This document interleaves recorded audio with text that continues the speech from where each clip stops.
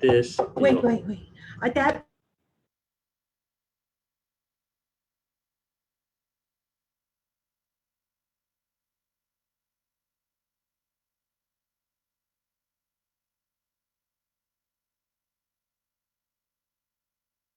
That. Now you can talk.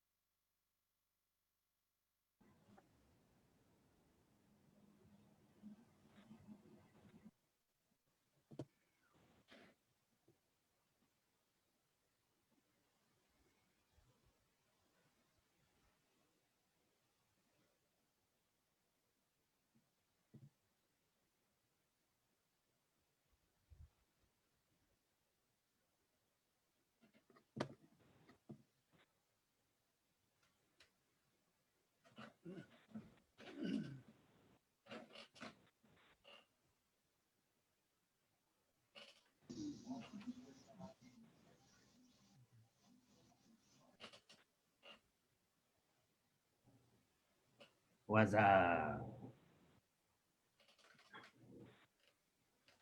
Gotta keep it light.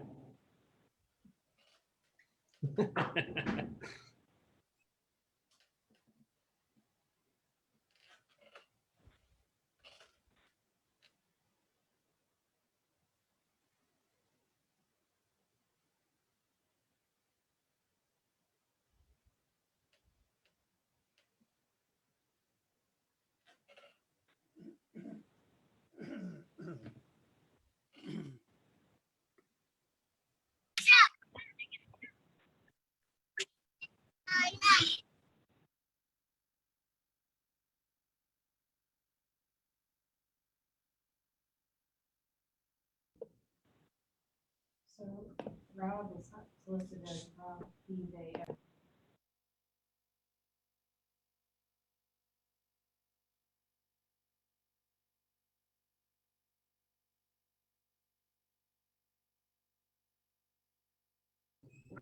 Frank, you still on the Eastern Shore?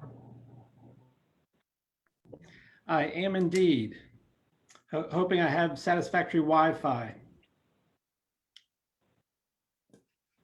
It's a little rainy, but otherwise lovely. Ladies and gentlemen, it's the appointed hour of 7 o'clock. I'd like to call the Lexington City Council meeting to order, this being Thursday, June 3rd edition. And I anticipate and hope this will be our last one on Zoom and be able to meet in person at our subsequent meeting on the 17th. But Janie, if you can bring up a American flag for us, and if you could all stand and join me in the Pledge of Allegiance.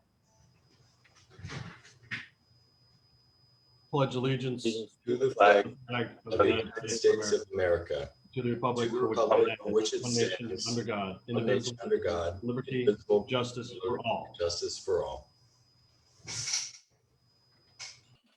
Thank you all very much. Janie, good work with the changing of screens, as it were. Next item is adoption of the agenda. And do have one modification, a scratch of item 10.2 under new business. Jeff Martone will give us an update later on infrastructure. There are a few things going on, and that will not be part of our meeting this evening. And are there any other additions or desires or otherwise any objection to approving it with that one modification? Here, no objections. We will accept it with that deletion of 10.2. We'll go straight into presentations, and I'd like to call on our friend Eric Wilson with the Rockbridge Historical Society for a minute in history. Eric, take it away. Hey there. If I can get Janie to cue the screen. There we go. And it should be good. That's good. Hello, we're on the heels of Memorial Day, but in the thick of memorial seasons. What I want to share some thoughts on and have you all share thoughts on are, how cities, communities memorialize people, but also celebrate holidays. If you think between May Day and 4th of July in this community celebrated Newmarket Day, Decoration Day, Memorial Day, Confederate Memorial Day, Flag Day, and a whole range of different ways of coming together to observe different values. So I just want to acknowledge how that's shaped over about 150 years now, from the first moments after the Civil War until 2 weeks from Saturday on Juneteenth, with recognition that both the city and the state are officially recognizing Juneteenth as a public holiday. Rockbridge Historical Society will be sharing an element of that, how Black soldiers from Rockbridge, a lesser known story of this area's understanding of our history, contributed to these events. You can find those links. We encourage people to do that before and also in a recording afterwards. Looking back in time after the war, there were early reunions, both of Confederate soldiers and Union soldiers that made their way here. This is a Michael Miley photograph. I don't know, you probably can't see here, but you could zoom in. That's about 300 to 500 people gathered in Cedar Creek. The Niagara Rifles, who had the previous year received the returned battle flag that the Stonewall Brigade had captured in a spirit of reunion, and came down to extend that spirit and extend American memorialization. If we move to 1907, an interesting year, we see the parallel celebrations of the National Decoration Day is designated by the Grand Army of the Republic, the Union Veterans Association, and what had then become the standard date of June 3rd for Confederate Memorial Day, Jefferson Davis's birthday. A decade earlier, the new Rockbridge County Courthouse, the seat of justice, had been dedicated to coincide with these days. At the same time that Washington Lee combined Liberty Hall days with Confederate Memorial Day at the same time. But as we'll see, the parallel African-American ceremonies in this community will continue and find their own opportunities to identify places and organizations of value and meaning. Here, you can no longer find this former cadet cemetery. This would be just on the west side of the parade ground. This is about 1900, according to VMI archives, about to set off to the Jackson Cemetery. Whether or not that was, or at the time, the Lexington Presbyterian Cemetery, whether or not this was on Confederate Memorial Day or New Market Day, an important public holiday. Here we see that group marching ahead. Again, this is the same year, and 4 days earlier, the celebrations of Decoration Day marching up to the colored cemetery at the top of Washington Street provided that parallel and complement coming from First Baptist Church.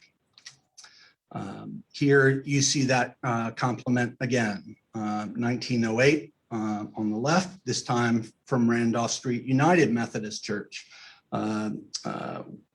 heading to the colored cemetery where the graves were strewn with flowers in the Decoration Day tradition. And here, a decade later, Confederate Memorial Day after World War I had started to reintegrate national federal service of Spanish American War and World War I.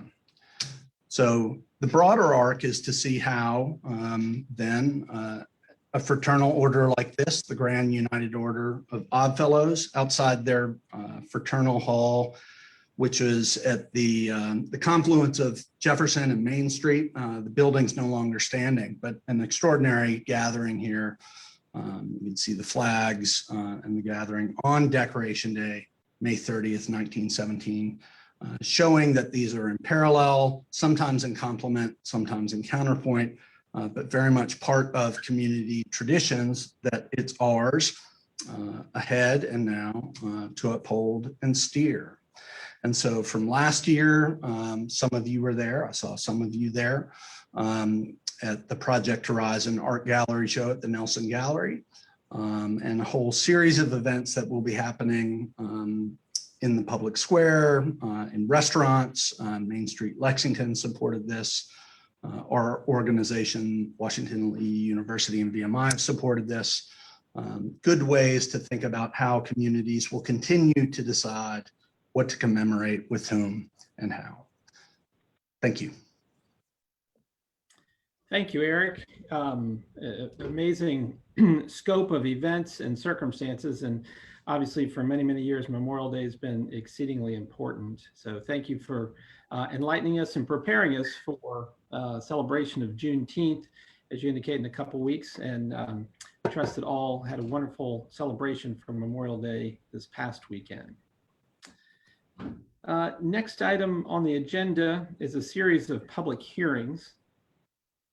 And I would invite, I believe, Arnie to introduce the first public hearing regarding a request from Julian Charles Brown on Ross Road, combining some parcels.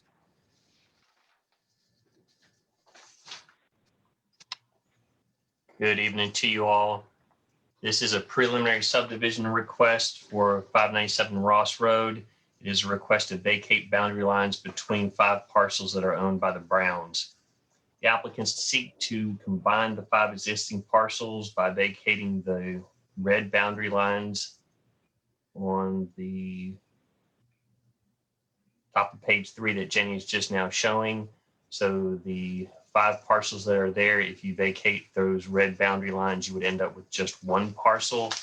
The main impetus for the request is to locate a garage on the property in the preferred location. The preferred location is unfortunately very close to a property boundary and therefore would be in violation of a yard setback. So in order to build the garage in the preferred location, the Browns are asking for the vacation of those property lines to consolidate their parcel. That's all I have for a presentation. I'd be happy to answer any questions. Thank you, Arnie. Members of council have any questions? Arnie, I just have one question. I'm looking at the diagram here, the survey, and you said there were 5 parcels. I'm only seeing 4. Am I missing something? No, I kind of drew a red line over 2 very small parcels at the end of the cul-de-sac, so it's hard to see those. Okay. Just because I, again, drew over it. But there are 2 parcels, I believe they're D and E, right at the cul-de-sac, and they are tiny. Got it. Okay. Thank you. And I should have Thank you, mentioned, the Dennis. planning commission did hold a public hearing and recommended approval unanimously. Thank you, Arnie. Terrific. Any other questions from council? If not, I would like to open the public hearing at 7:11.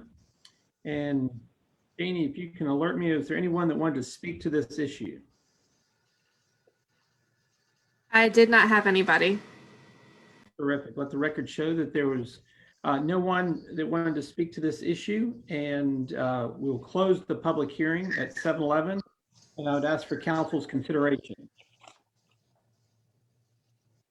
I move that the consolidation of the 5 lots into 1 be approved.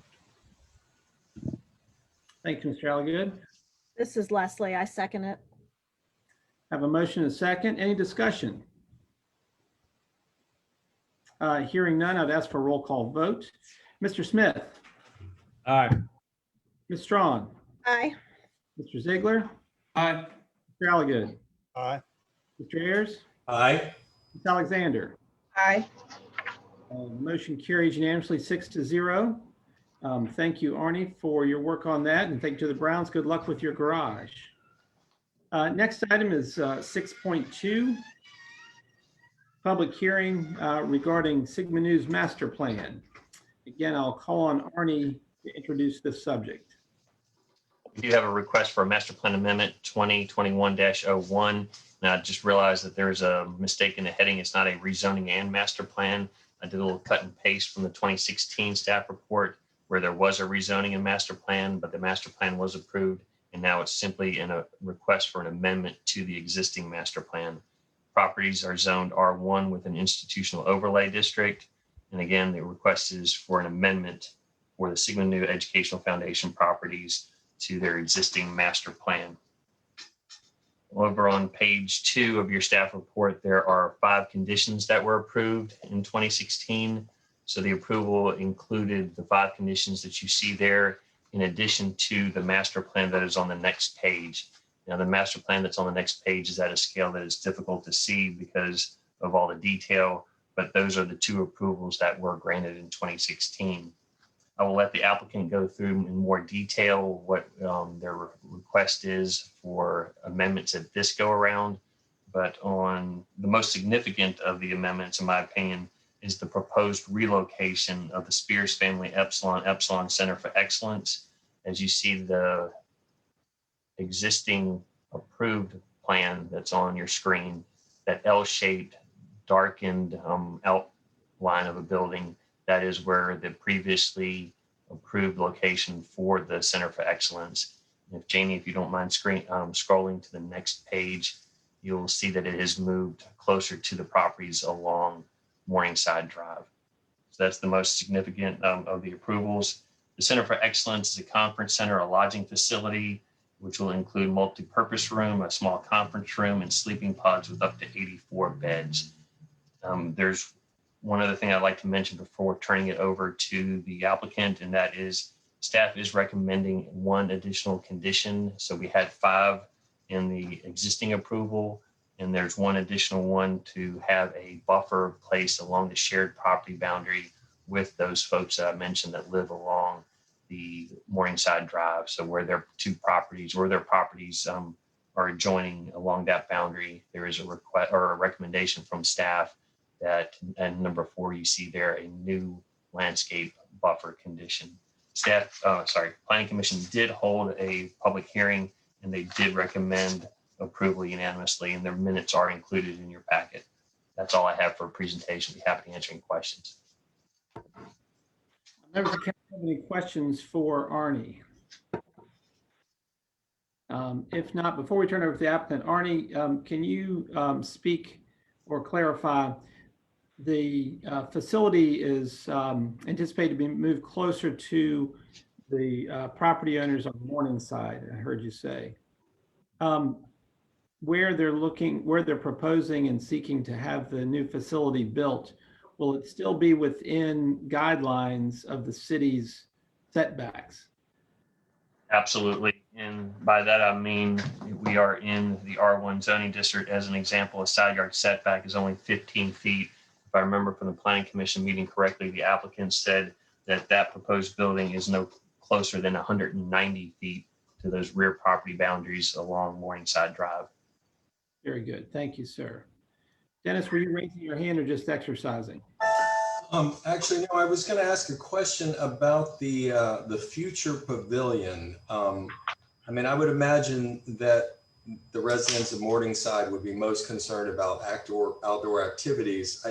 It seems to me that the future pavilion, I guess, and lawn, which is where outdoor activities would be, is not connected to the Center for Excellence, but actually further to the left.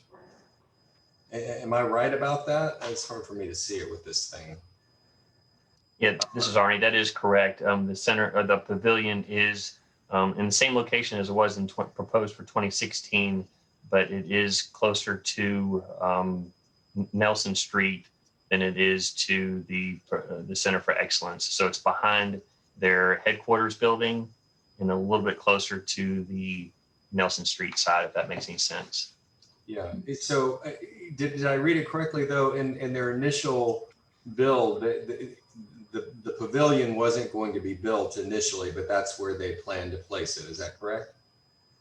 As I recall it correct. And that is a good point in that this is a 20 or 30 year plan. They're asking for a master plan. And I believe they're constrained like everybody else is with budgets and through fundraising. So even though you see a number of items in a very detailed master plan for improvements to all of the buildings, I do not believe that's going to happen in a short period of time and is based on their ability to fundraise. So the things that you see there may be a number of years out. And one last question. Have we received like noise complaints or anything in the past from this facility that you're aware of? Or no, and I apologize. I did not ask the police department for noise complaints. I was trying to anticipate questions about traffic and safety along North Lewis Street. So I have some numbers for you for accidents along Morningside and Lewis Street, but I did not think to ask about noise complaints, but I'm not aware of any. Got it. Well, while we've got you then, how about the traffic information? Did you say that you had information about, because right now they're not, the main entrance is not the one closest to Lewis and Morningside, correct? I will let the applicant state which is their main entrance. To me, it's the one that's a little bit more oblique than the first one you get to as you turn from Washington onto Lewis. But I'm not sure that that would necessarily be the main one to access the Center for Excellence, because it's a little bit more convoluted. You might want to come in that second entrance point to more directly access the Center for Excellence. In anticipation for the questions that may come for traffic, because a couple of them were asked about traffic and safety and entrance points that I could not answer during the Planning Commission meeting, I did contact Jeff Martone to be sure that he was at the meeting in case you had any questions more specific, but he suggested I reach out to Lieutenant Frost, and Lieutenant Frost provided the following. At the Morningside and Lewis intersections in 2016, there was one reportable accident. reportable actually means something in state code. So the ones that you actually have to report, there was one in 2016, one in 2018, and one in 2020.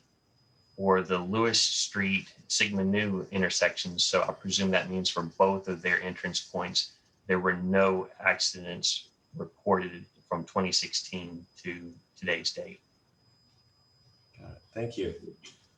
I might want to clarify that. About 2 or 3 weeks ago, someone was coming out of that first entrance or coming into it, and they got stuck on the rock right at the entrance. But that was not a two vehicle accident or anything. It was just a big mistake. Thank you, Ms. Alexander. Members of council have any other questions? I've got a couple of quick questions. Can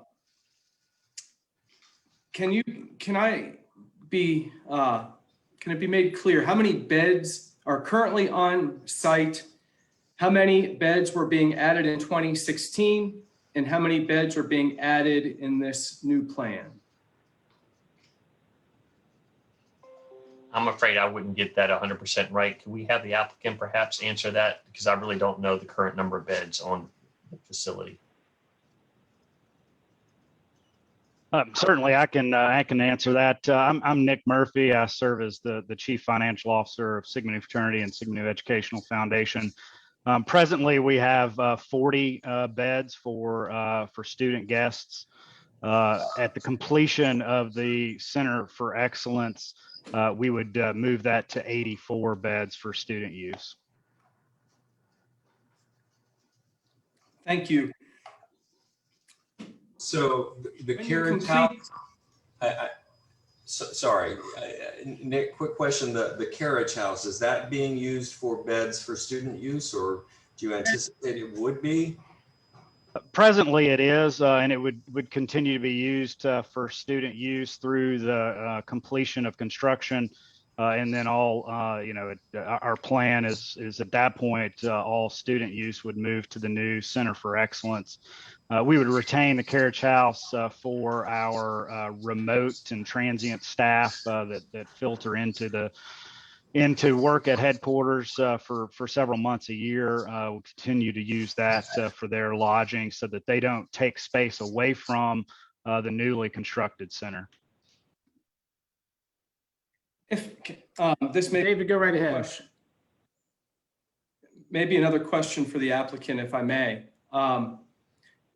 Presently, as I understand it, you have students visiting the complex during weekends, during the regular academic year via pilgrimages, where they might come in on a Friday night and leave Sunday, or on Saturday and leave Sunday. And presently, you conduct some summer programs that are 3 to 4 days long. And if I'm correct on that, what will you do when you're done with this program, with the construction? Will there be more programs than you're already offering? Presently, we are not operating any summer programming. Really, to conduct a summer programming, you need to be kind of in that 50 to 75 member range. And so part of the purpose of constructing this new facility is to be able to bring back some summer programs that we used to conduct kind of in the late 90s, early 2000s, in which we utilized Washington and Lee and VMI for those purposes. And so we would see that program, typically probably 2 to 3 series of those with about 75 students. On the weekends, as you referenced, the pilgrimage program, that will continue as it has since the 1980s, in which groups do make a pilgrimage to Lexington for educational programming. Their typical arrival is on a Friday afternoon, Friday evening, and usually their departure is Sunday. And during that time, they stay in our facilities, do educational programming, as well as tours of the grounds and VMI. So the summer programs would really, they're happening during the summer when there are not additional, visitors in our community, such as the WNL students, VMI students, at a time when our community has fewer folks in town, because we're missing a couple thousand students, is when we would potentially welcome an extra 80 or 75 to 80 college kids. Correct. David, any other questions? You referenced that there's no basement. Well, at least your application referenced there's no basement. And I understand that the reason for the amendment or the change is because of the construction and what you hope to be able to do, and you need a flatter site. So do you expect that there would not be any blasting? No, but right now the plans are calling for an on-slab construction. And then there's a parking spot or a turnaround spot for a bus. Maybe this is a question for Arnie in the planning office. Do we have a rule against idling buses in the city, where a large bus would park on the slab and idle for a period of time? I'm not aware of a city code requirement, but I do know we have signs at like Dell and maybe other locations that suggest that you don't idle, but I'm not sure about a specific code requirement. Just referencing that because it is in a residential neighborhood, and an idling bus can cause disruption. Those are the only questions I have right now. Thank you. Thank you, David. Other members of council have questions for the applicant before they present? I have one. I want to be able to clarify the route of the bulk of traffic. In the applicant's statement from Planning Commission, one comment was made about focusing traffic onto North Lewis, and then elsewhere it said that there was an envisioning of using the driveway along Kroger for pedestrian and vehicle access to Nelson Street. So will you be using both equally or one more than the other? No, our plan would that the two entrances on North Lewis Street would be utilized to access this facility, as well as the other properties. Okay, thank you.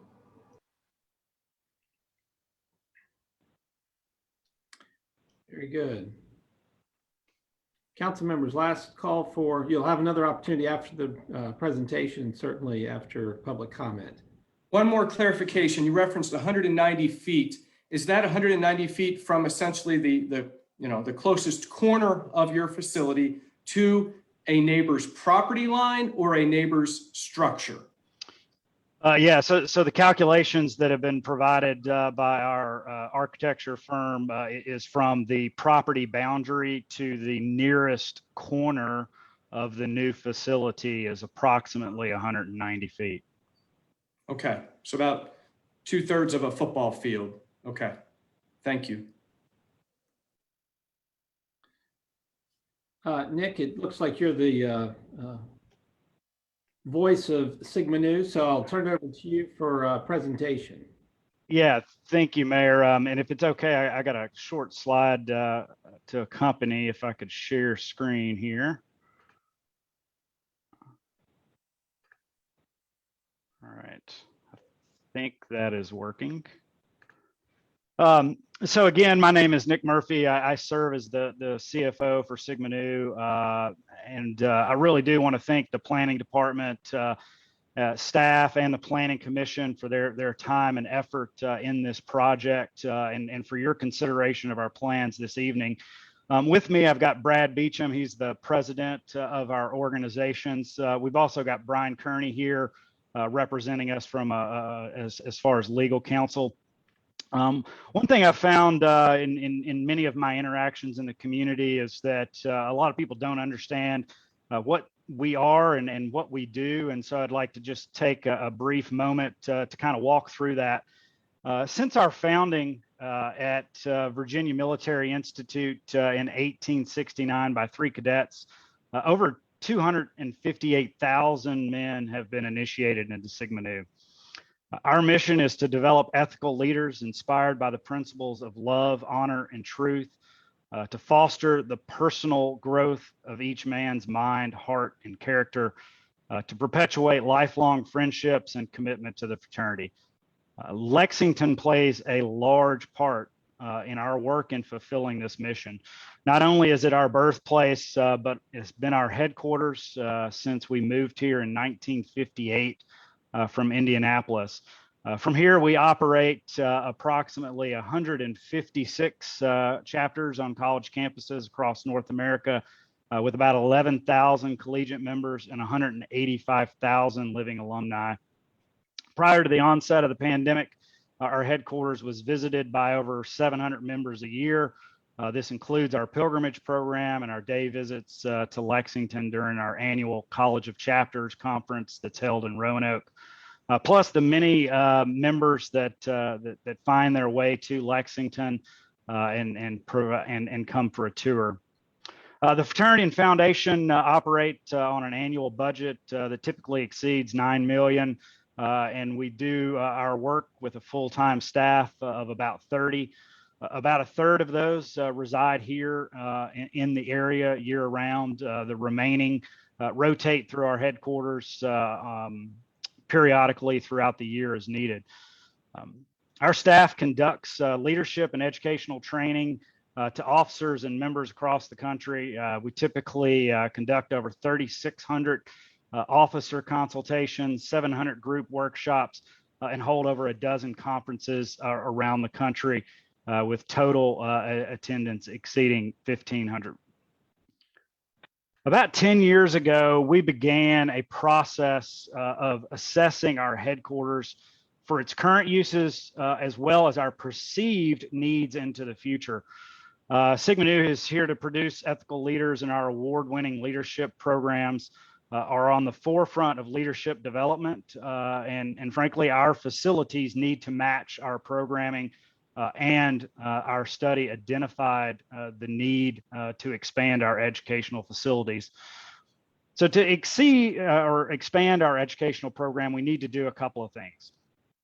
First is meeting space. Our existing facilities limit us in educational programming for groups larger than about 25 people, with little areas to provide breakout sessions.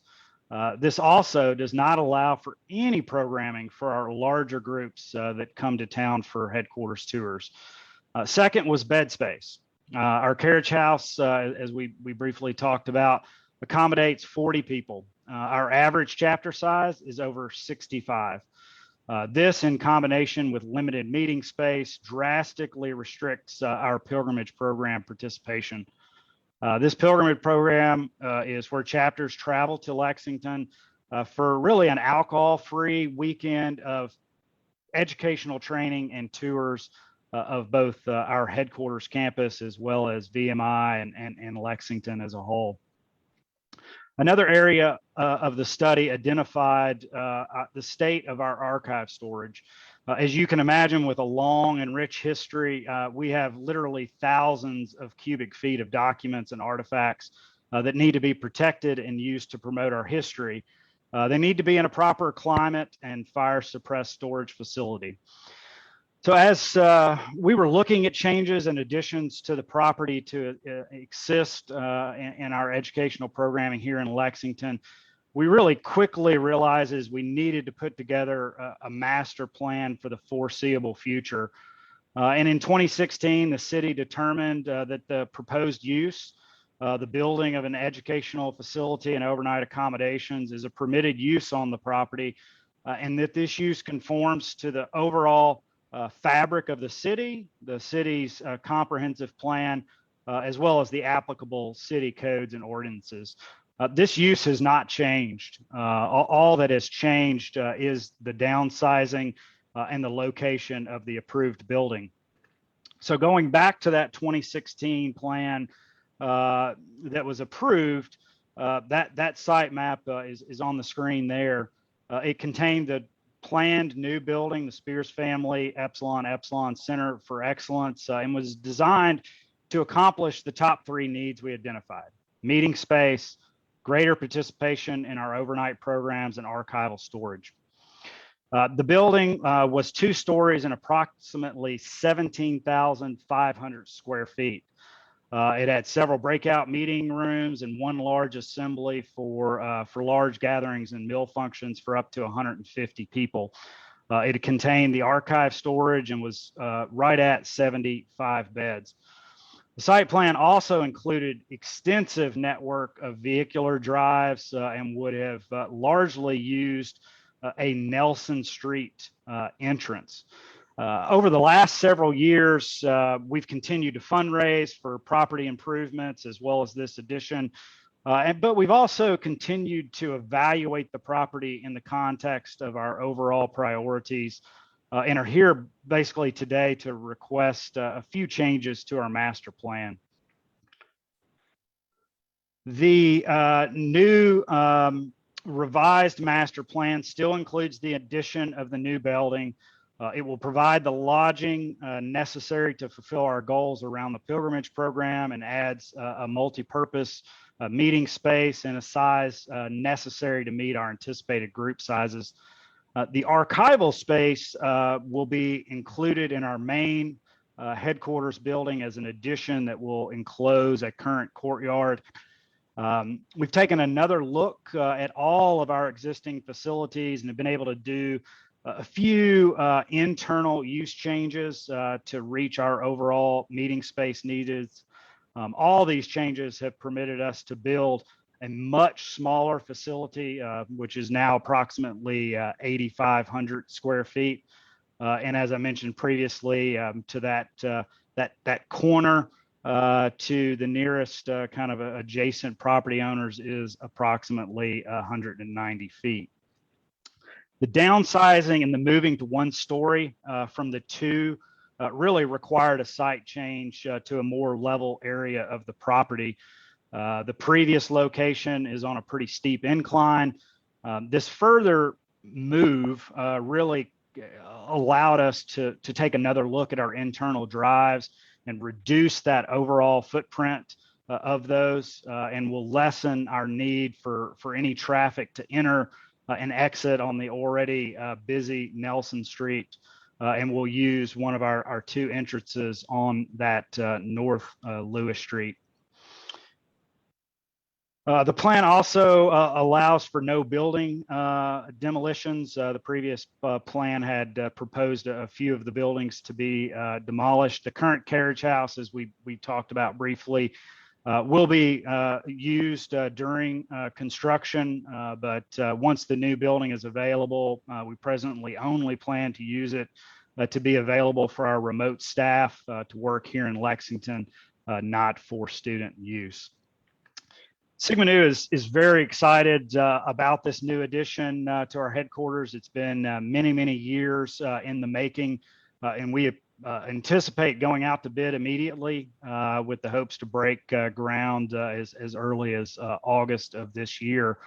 So therefore, time is of the essence in getting this master plan amendment approved and the finalization of the plans completed. Finally, we fully support the recommendations of the Planning Commission and really appreciate your time here tonight for consideration and are happy to answer any more questions that you may have at this point. Thank you, Nick. Glad you're with us and I appreciate that presentation. I think what I'd like to do is probably move into the public hearing, and then after the public hearing, give council members opportunity to ask any additional questions they may have and for your response. And I will say for clarity purposes and for process, typically the applicant to present their plan and the items coming before council to be considered has sufficient time, all the time that they need to present. We do ask that folks that are addressing council, if you can limit your comments to 3 minutes regarding the particular topic. And I know we have a few people that want to speak to this. Also, in our Zoom world, things are a little bit different. I see there's someone identified as Sheila without camera on that's raised a hand. I don't know if you're intending to ask a question or to speak during our public comments or on the Sigma Nu public hearing, but let me just identify that you do have your hand raised. Sheila, did you have your hand raised for a reason? I believe that I would just as the property where I reside backs up to the land, I would probably have one or two just simple questions, even though I'm not on the list of someone requesting to speak. I did write a letter. Very good. We'll work through and we'll add you to the list and call on you to speak momentarily. Thank you, sir. And if you have bandwidth, would request that you turn on your screen so people can identify and hear your comments as well as share. We typically take speakers in the order that we have been contacted. And the first to speak would be Mary Ellen Cook. And I'd like to call on Mary Ellen for your 3 minutes. And Lauren Casper is on deck. Mary Ellen, are you with us? I am. Can you hear me, Frank? Yes, ma'am. And yes, I'm with you. I did not request to speak at this time. I would prefer to defer to Lauren Casper so that I don't repeat any of the issues that anyone else may have. My biggest question is with the writing of letters rather than some of our neighbors being here, whether they will be read out loud during this meeting. Yes, ma'am, they sure will be.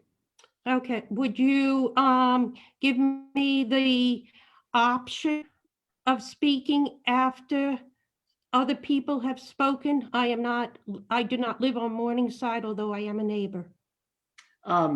This is not limited to people in any particular geography. People can speak on issues related to council.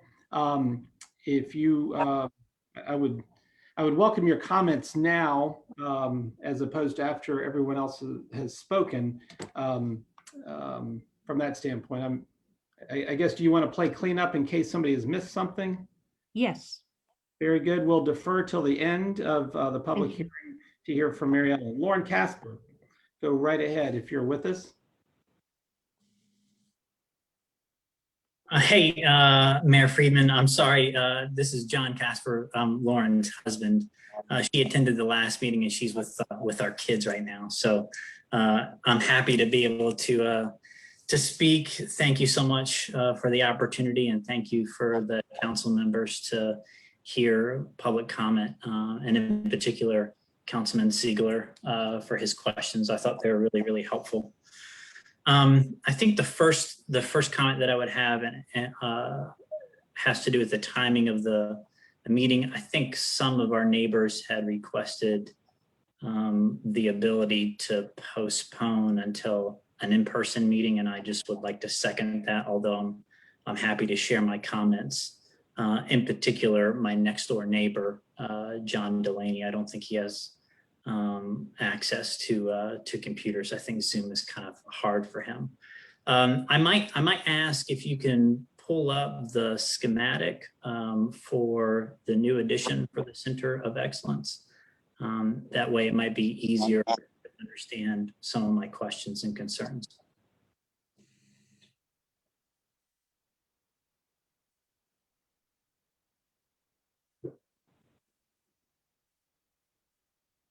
John, I will remind you, we have you on the clock for 3 minutes, so okay. We'll give you a little, but sure.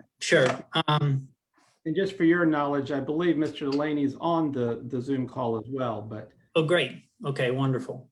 Okay, so my property, I'm pretty sure, is the one that Mr. Murphy is talking about. That is the 190 feet away.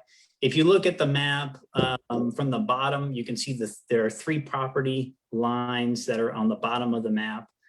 Mine is a third one from the bottom as you're coming up toward the top, which is the I think, the closest one. And then the next closest one would be John's property, my next door neighbor. So there you can see on the map, you can see at the very bottom, you got one property, then the second property, and then the third property.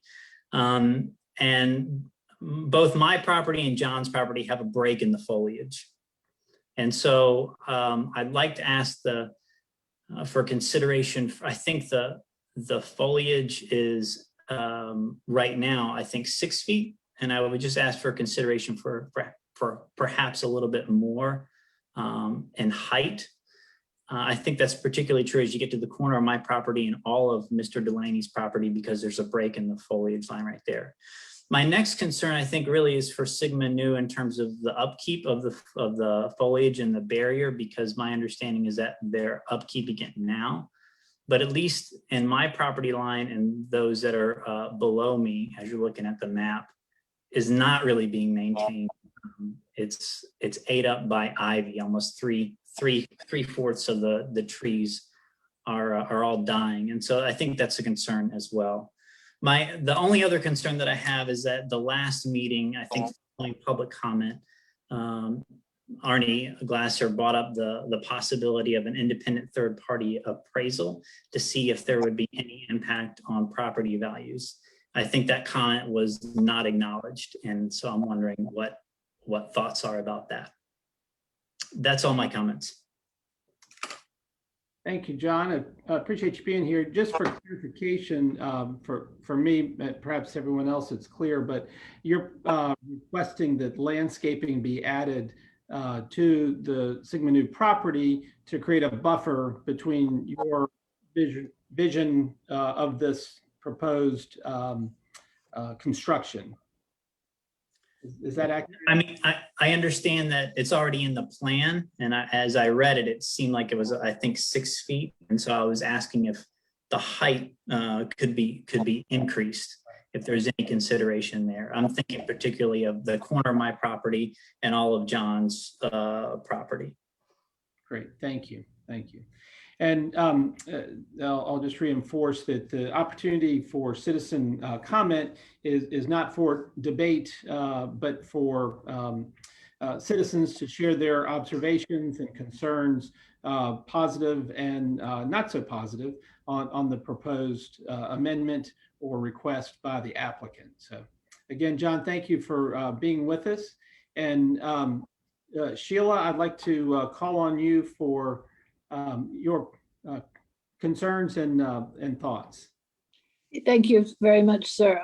I obviously, if from reading my letter, traffic patterns and the number of people passing through the town on that hill through those lights by Kroger remain a concern. I think with the hospital, the proximity of the hospital and the emergency vehicles, but I'm sure that's been taken into consideration by all the people who make that their job.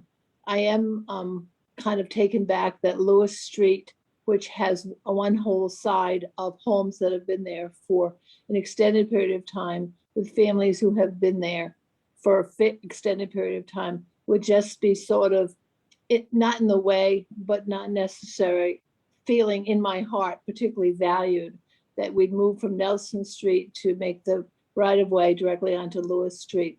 Lewis Street is a narrow, with a sidewalk that goes down. It's a hill. There's a dangerous corner at the bottom. People who constantly take their kids, they travel down to Central and they go down to the middle school down around the corner. There's a Montessori school there.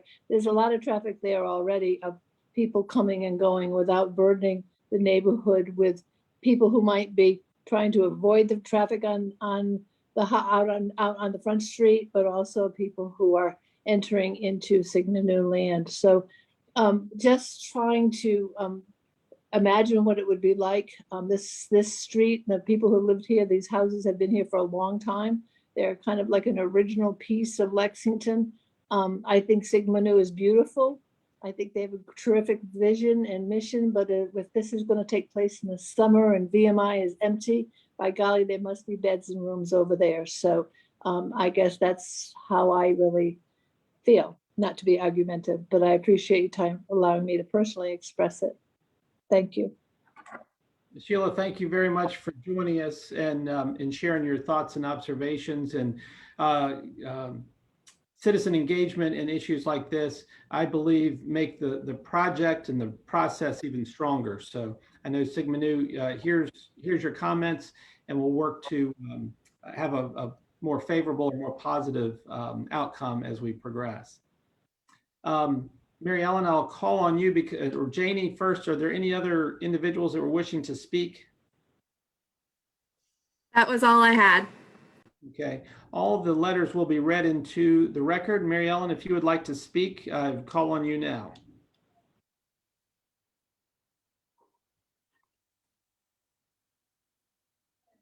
Can you hear me now, Frank? Yes, ma'am. Okay. Hey, at 2 minutes, 30 seconds, I want an alert from you, Frank. I'm sorry? At 2 minutes, 30 seconds, you made it perfectly clear I had 3 minutes. So at 2 minutes, 30 seconds, can you tell me I only have 30 seconds left, okay? I'll let you know when you have 30 seconds left if I'm understanding your request. Thank you. If it suits you, I'll start your 3 minutes now. Great. I have my little watch. Thank you. I have a few issues that I'd just like to address. One is perhaps when I was at the Planning Commission meeting, it was Brad Beecham who would come back with responses to me, and I'd rather Brad answer these questions at this time. Is he available? You can make your comments and the applicant can choose to respond to your questions if you like, and Brad is on the line as well. Okay. Okay, that when Nick gave his presentation a few minutes ago, he talked about moving the site from the 2016 site, which none of us neighbors had a problem with, to the 2021 site, and which we've all decided has some serious issues. One of the things Nick just said was that the 2016 site was moved to the to the new 2021 site because of the steepness of the terrain. I have a map of the topo lines, and if you look carefully at the, especially, I don't understand this about Sigma Nu, but if their 2016 building was 17,000 plus square feet, and the new building is about 8,500 square feet, why can't they consider putting that 8,500 square feet on the original site, which no one in the neighborhood seems to have a problem with, especially because the topography of putting that 8,500 square foot building on the 2016 site would basically keep the topography the same. If you have 17,000 square feet, the topo lines go from, here they are on my little topo map. They go, the 2016, the difference from the lower elevation was at 1086 feet to 1096 feet, a difference of 10 feet in topography. The 2021 site goes from 1090 to 1095, a 5-foot difference. So for him to say that they had to consider changing the site location because of steepness, this shouldn't be really an issue. It's marginal. Second thing, 30 seconds, Mary Ellen. Stormwater management. I was knocked down at the Planning Commission because I said with 99 parking spaces, we're talking about a lot of impervious surface. And they said not to worry, we're not looking at that water flowing down off Lewis Street. Well, guess what? Stormwater management is a problem on Lewis Street already. It flows down the main driveway of Sigma Nu headquarters. It doesn't make on rainy days, that curve, the flow of water doesn't make the curve. It flows right down in front of my house and down into Lewis Street. Public Works typically have to come in their raincoats to clear out the storm drains. Mary Ellen, I'm going to call time on you for the 3 minutes, and thank you for raising the issues, and the applicant will be welcome to respond to those once we get through the public hearing. The other comments that we have for the public hearing are written comments, and would ask council members to read them into the record. And I believe the first is from Harvey Markowitz at Maryland. If you can take it away. Yes, thank you. To members of the Lexington City Council, dear members, my name is Harvey Markowitz, and I am a resident of the 400 block of Morningside Drive in Lexington. Last week, a number of my neighbors and I attended a meeting of the city's planning board, which was held to vote on Sigma Nu.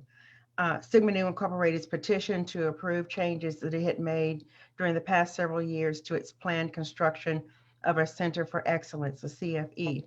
The reason for our group's interest in this meeting was and remains to protest these changes, as we believe that they will significantly undermine our neighborhood's quality of life. These changes include, but are not limited to, Sigma Nu's decisions to change the location and design of its planned center, moving the remodeled version from a commercial site off Nelson Street to a portion of its property that abuts single-family dwellings on Morningside Drive. Though the members of the planning board did not think these changes called for a reconsideration of its original vote to approve the CFE, we, the residents of Morningside Drive neighborhood, strenuously disagree. Our neighborhood is now threatened by a structure that will bring crowds of up to 70 visitors at a time to backyards of our homes. One of our members appropriately equated the building of the new center to a construction of a new motel. There is every reason to expect that this addition will disrupt the quiet environment we Morningside drivers have come to love, with a radical increase in noise, possibly late into the night. Among other concerns that the board could not address was the possible traffic hazards that the new entranceway to the center off Lewis Street will pose to children who cross that street to come and go to Central School. Still, another issue that was left unanswered was the strong likelihood of a decrease in the neighborhood's property value that would follow the proposed destruction. For these and other reasons that will be shared by my neighbors, I implore the City Council to enter into serious reconsideration of Sigma Nu's new proposal, since it significantly changes the costs that will be paid by the residents of Morningside Drive. Sincerely, Harvey Markowitz. This letter is from John and Frances Delaney. We are greatly disturbed by the master plan. We live at 407 Morningside Drive and have for 34 years in a quiet atmosphere. Frances has hyperacusis and tinnitus as a result of a brain aneurysm and is disabled. It disturbs both of us because all sounds are greatly accentuated. Now, to read this noisy and congested site might be added into our behind our home is horrifying. There is a concern from our neighbors about declining property values also. It is most important that a substantial buffer be created. After reviewing additional information about the difference between the 2016 and 2021 proposals, I find that the proposed outdoor plans would indicate they do have plans for outdoor events, more noise. Also, the fact that the number of beds planned, including bunkhouse beds, would be 124, an increase of 63%, would make a substantial increase in the noise levels, traffic and traffic flow, which will surely affect our property values and certainly our quality of living. Could the proposal be postponed 2 weeks or more? Sincerely, John and Frances Delaney, 407 Morningside Drive. This message is from Louise Ward, Mayor Frank Friedman, Vice Mayor Marilyn Alexander, and members of City Council. Sigma Nu received approval for its master plan and construction of a Center for Excellence in 2016. At that time, the report referenced the Lexington Comprehensive Plan and quoted the objective to ensure the establishment of appropriate transitional areas between commercial uses and lower density residential uses.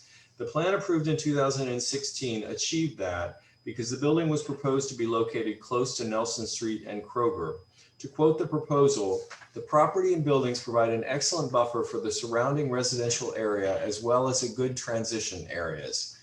Approval of the 2016 master plan was given with the condition that the uses and layout of the subject property shall be in substantial compliance with the master plan. I reside at 401 Morningside Drive, and I request that you support and retain the 2016 master plan and do not approve the proposed 2021 amendment to the master plan. The 2021 amendment and proposal do not ensure the establishment of appropriate transition areas and are not in substantial compliance in several significant ways. 1, location, transition. The proposed new location is close to the residences of 400 block of Morningside Drive, rather than being in the vicinity of Nelson Street, Kroger, and Col Alto. There is no transition area or buffer, and there will be substantial impact on the residences from noise and disturbance from activities and traffic. It will negatively affect quality of life and property values. 2, number of beds. The proposed building would have 84 beds instead of 76. The 2016 plan would have required that the carriage house be demolished, but the 2021 plan would retain it. The carriage house is basically a bunkhouse with approximately 40 beds. The new 2021 building and existing carriage house would have a combined total of 124 beds, which is 48 more beds than the 2016 plan, an increase of 63%, which is substantial. This was not revealed or discussed in the Planning Commission meeting. This increase in visitor capacity will cause an increase in noise and disturbance and will negatively affect quality of life and property values for existing residents. 3, outdoor use. The 2021 plan includes a covered back porch for use in breakout sessions. It also includes a proposed covered outdoor pavilion with restrooms to provide permanent outdoor space for formal and informal functions. The proposed pavilion appears to be quite large, and the estimated cost of construction is $177,250. When asked at the Planning Commission meeting if there would be outdoor events, the answer was that they had no specific plans, but this would indicate otherwise.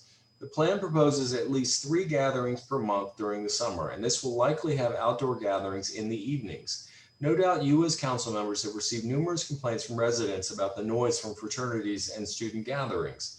That is an existing situation and ongoing problem. In this instance, you have an opportunity to prevent this problem by requiring more distance between those proposed fraternity gatherings and existing residences. A 10-foot landscape buffer will not provide sufficient noise reduction. 4, access/entrance. The plan approved in 2016 shows the main access being off Nelson Street between the Kroger lot line and the rental house where there is an existing drive. The 2021 plan proposes that the existing drive off Lewis Street be used as the main access. This could present a safety problem. Nelson Street is a commercial road. Traffic is slow because of the frequency of traffic lights. There is already a right-hand turn lane in front of the existing driveway. On the other hand, Lewis Street is a residential street. Traffic moves quite quickly because of the absence of traffic lights. The rise at the intersection of Lewis Street and Massey Morningsides creates a blind spot. Traffic coming from Diamond Street cannot see the Sigma Nu entrance. Lewis Street is used by a lot of school traffic. There's a lot of school activity on the weekends as well as weekdays. Sigma Nu should be required to use the Nelson Street Drive as its main entrance for safety reasons. At the very least, this should be required during the construction phase when there will be a lot of slow-moving vehicles. The new Lexington Comprehensive Plan adopted in 2020 states as an objective, protect and enhance the quality and character of Lexington's residential neighborhoods. The 2016 master would achieve this, but the 2021 proposed amendment would not. It would negatively impact character, quality of life, and property values. The Lexington zoning ordinance states that if a development will be detrimental to the public health, safety, and welfare, or unduly injurious to property values in the neighborhood, and will be in conflict with the policies and principles of the city's adopted comprehensive plan, then it shall be disapproved. The 2021 proposed amendment would be detrimental to safety, would negatively affect property values, and would not protect and enhance the quality and character of the neighborhood. For these reasons, I strongly urge you not to approve the 2021 proposed amendment to Sigma Nu's master plan. Thank you for your consideration and for all that you do. Sincerely, Louise Ward.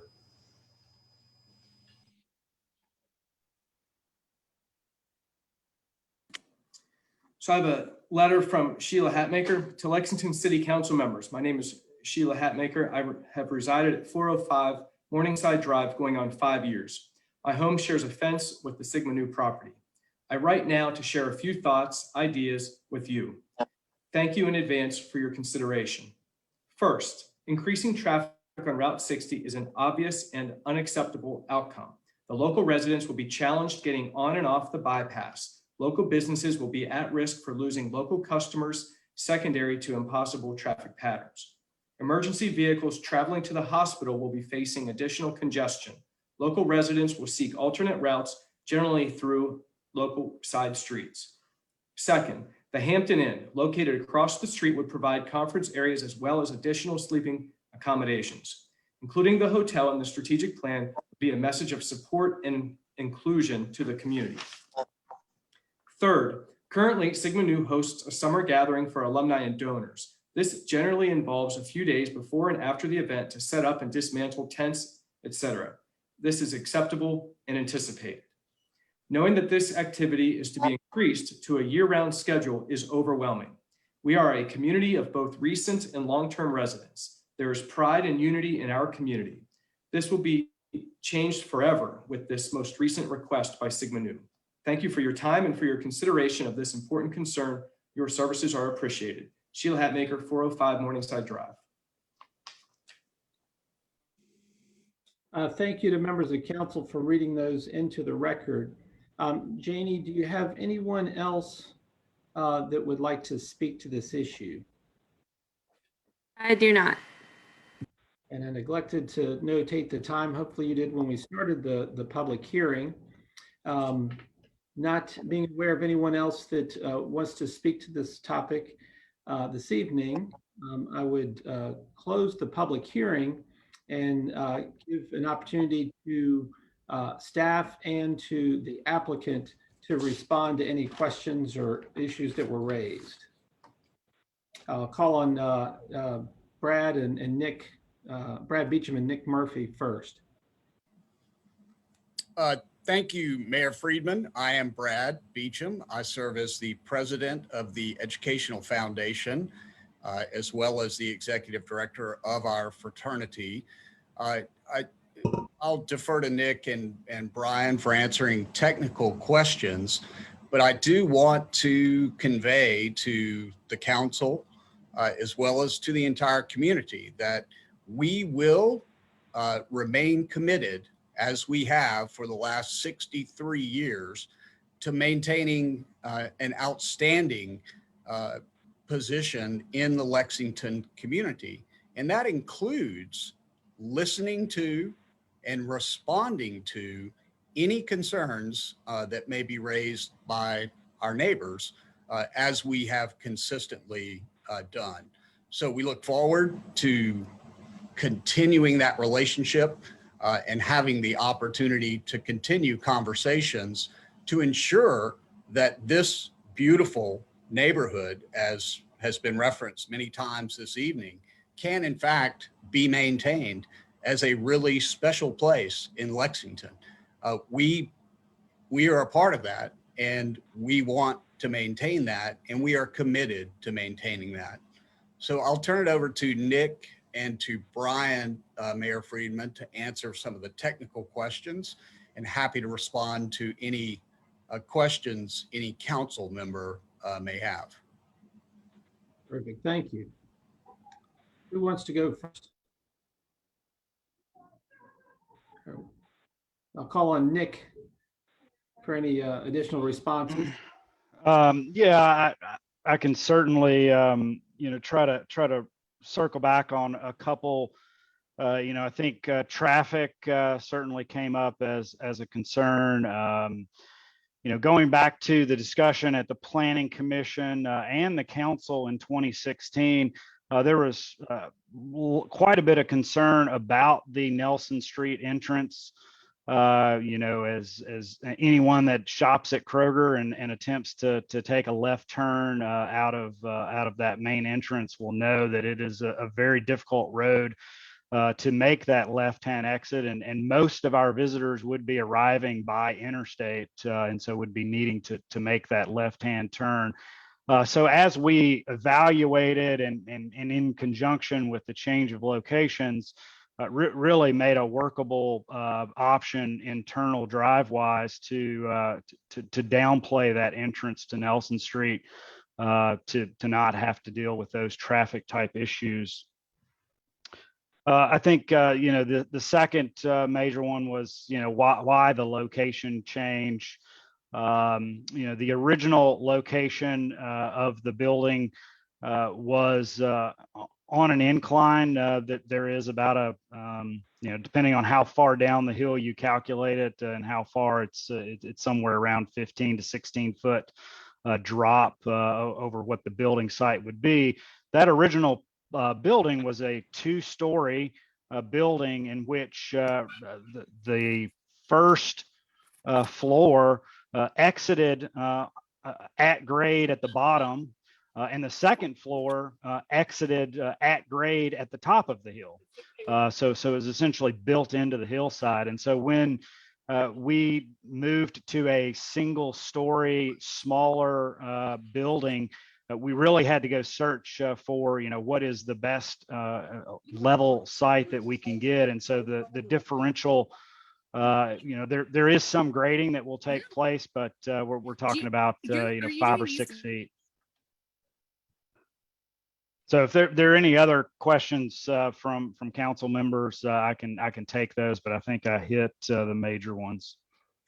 Terrific. Members of council, questions? Got a question or just a point to reemphasize. So I visited the property today and walked around the site. I hope that was okay and that I wasn't trespassing. And I noticed what Mr. Casper mentioned, this break in the vegetation. I didn't know that was his property, but it completely stood out. And I thought to myself, everything in the world is green right now and growing. And so I thought to myself, what does this look like in the wintertime or the fall? And I realized that in the wintertime and the fall, that's not when heavy usage of week-long events will be happening in this bunkhouse, but still on the weekends, you'll have visitors and so on. And in 2016, I think that the buffer was, and still now is expected to be 10 feet in depth and 6 feet in height. And I know why that is. That's a customary, but I thought that was a good point that Mr. Casper brought forth in that break in the vegetation. And so I mentioned that anything that you plant, it has to be green all year long. And maybe it's in the best interest of everyone that when you do plant something, it's something that grows beyond 6 feet in height and still is able to be maintained and be attractive and safe, of course. We don't want branches falling on people, but I noticed exactly what he brought up, and I didn't say anything earlier, but since he mentioned it, I thought I would. So I point that out. And then also to clarify, a lot of folks have mentioned about traffic to Central Elementary School, and then of course Lilburn Downing. And so that's heavy traffic, but that's typically during the school year. And if I'm just to clarify, a lot of your activities, again, they'll happen on the weekend, some kids coming in Friday and leaving Sunday. And then also the leadership events, educational events are in the summertime when, again, essentially our schools are less used. They're still used, as we all know, but, and of course, Earth Song is also there. I mean, that's a highly trafficked area during the academic year, but you're not planning heavy usage during the academic year. Is that correct? Correct. Our kind of weekday school work schedule, would see little to no change during the school year from what it is now. Our staff enters and exits through those Lewis Street entrances, kind of a 8:30 to 5 p.m. Kind of work schedule.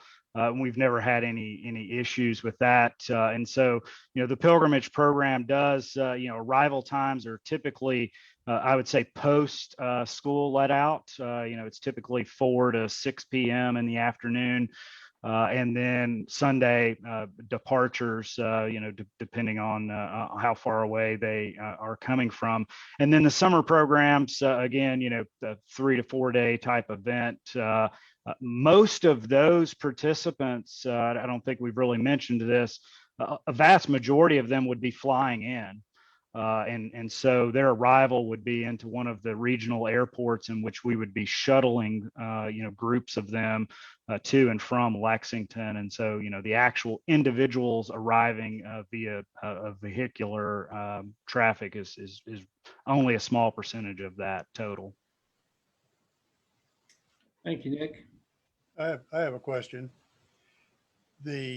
One of the letter writers tonight mentioned the issue that exists in Lexington having to do with fraternity parties and the noise associated with them, outdoor music, etc.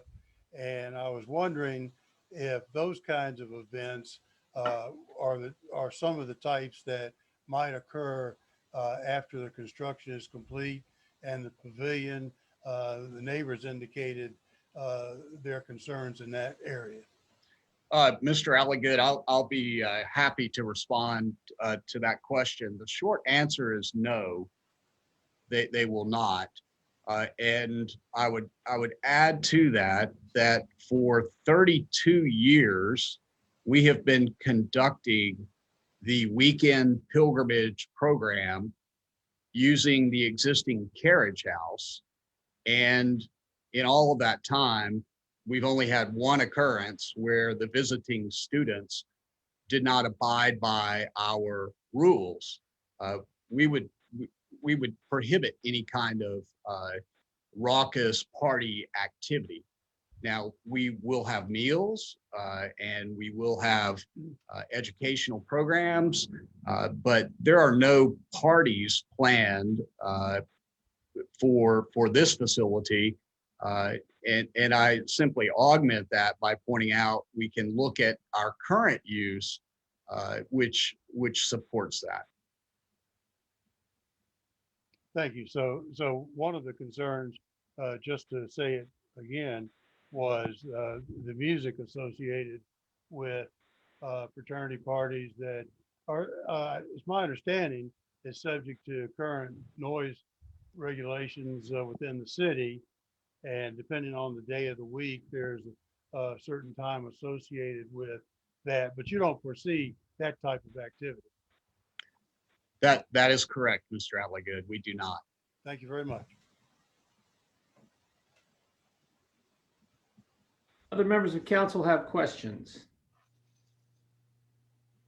So as a local who's been here for forever, who also lives in that neighborhood and has great familiarity with Sigma Nu, I've not ever known Sigma Nu headquarters to have raucous parties, events, and that kind of thing. It's usually groups of young men who are there to fraternize and go through the workshops that they have. When you have parties like that, that usually includes women and lots of alcohol. And that is generally, or was not in the past, many years ago, wasn't allowed. So I can't speak for the last 30 years, but I know about the 30 years before that. So it's probably about the same.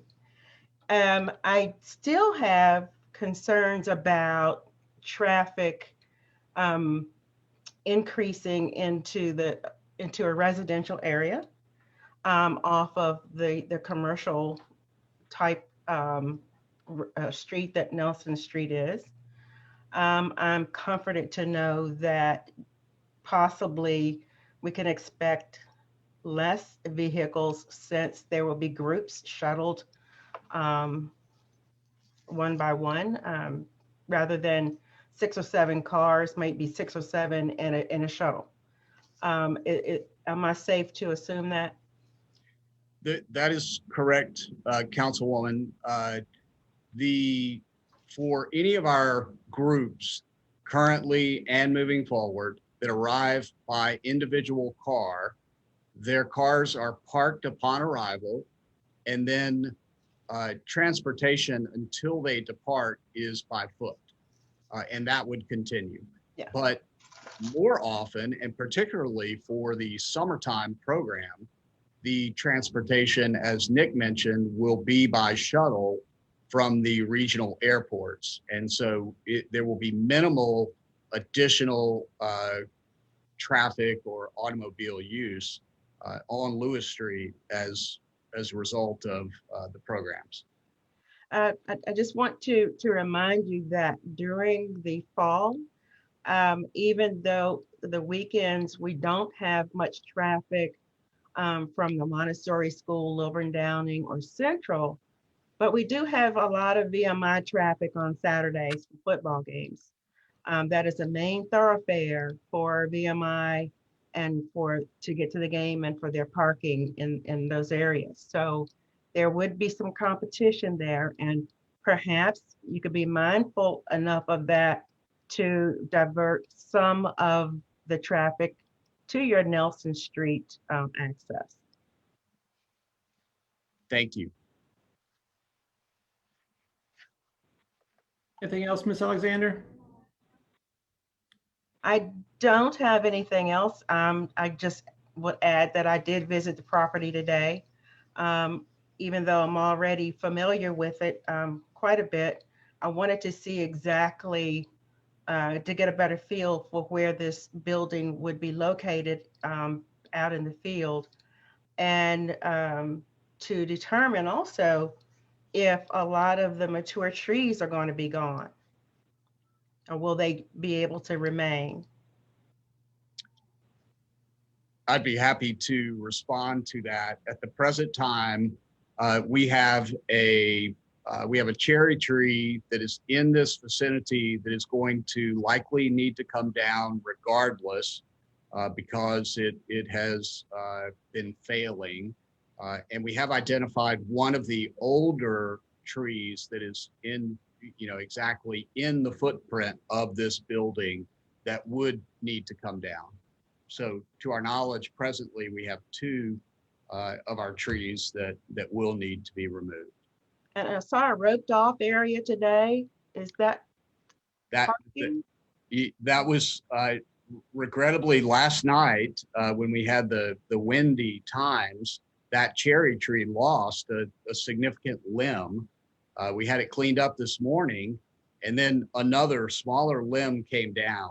So we put up the caution tape to just to keep folks away from it until we can have it removed. Okay. All right. Thank you. That's all I have. Put up the safety tape for council members who are trespassing not to be injured by the falling tree. There you go. Any members of council have any other questions? I have one. Mr. Murphy, you said that Sigma Nu had 30, I think you said that Sigma Nu had 30 employees nationwide, but that 10 were based here. Is that correct? Was that what you said? Yeah, we approximately of the 30, 10 reside here in the Lexington area. Another little over a third work remote in various locations across the country. And then there's about 7 to 8 additional employees that largely reside here in the kind of April to August and December timeframes, but then literally travel the country full time outside of those windows of time. Well, my question is, if this site plan is approved and the Center for Excellence is built and the other improvements are made to the existing buildings, would that do you anticipate that staffing number would go up, or do you think it would stay the same? I'm just curious. That's an interesting question. A lot of it, our staffing levels determine a lot of our overall programming. I can't say today that increases in our pilgrimage program and our summer program would initiate additional hiring But that absolutely could be a possibility in the future. Okay, thank you. Very, thank you, Dennis. Councilmember, any other questions? Hearing none, I want to pose a couple, looking for affirmation as much as it is a question. There are lots of numbers and percentage increase in the number of beds, but should your request for this amendment be approved, how many beds will be on the campus of Sigma Nu? Frank, Mayor Friedman, that will be upon completion of the new facility. There would be a total of 126 beds between the Center for Excellence and the Carriage House. However, at that time, the Carriage House would be used for staff residency, which at any point in time may be a maximum of 15 when folks are in town. So we do not anticipate continuing to use the Carriage House for student lodging once we have the new facility completed. Gotcha. But in the conclusion, there would be 126 beds where, if I heard accurately, there are currently 40 beds. Is that accurate? That is correct. And I should point out, Mr. Mayor, that I'm not including the Leadership Center, the historic home that is on our property, which has 3 bedrooms and 3 beds in it. I'm not including that in my count. That facility is used pretty much exclusively for alumni and other guests here. Terrific. The pilgrimage and summer programming, is that typically underclassmen that are in attendance? So suffice to say, there's no alcohol served at the events because the participants aren't of age to consume alcohol. Well, not only are most of them not of age, but it is prohibited during this event. It is a completely alcohol-free activity, and any of our attendees who do not honor that commitment, in most cases, are sent home. Nick referenced our prior summer programs, which were much larger in nature, upwards of 300 to 400 students.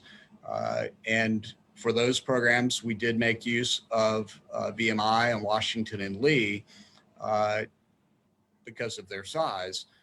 But that has been our policy and will continue to be our policy moving forward.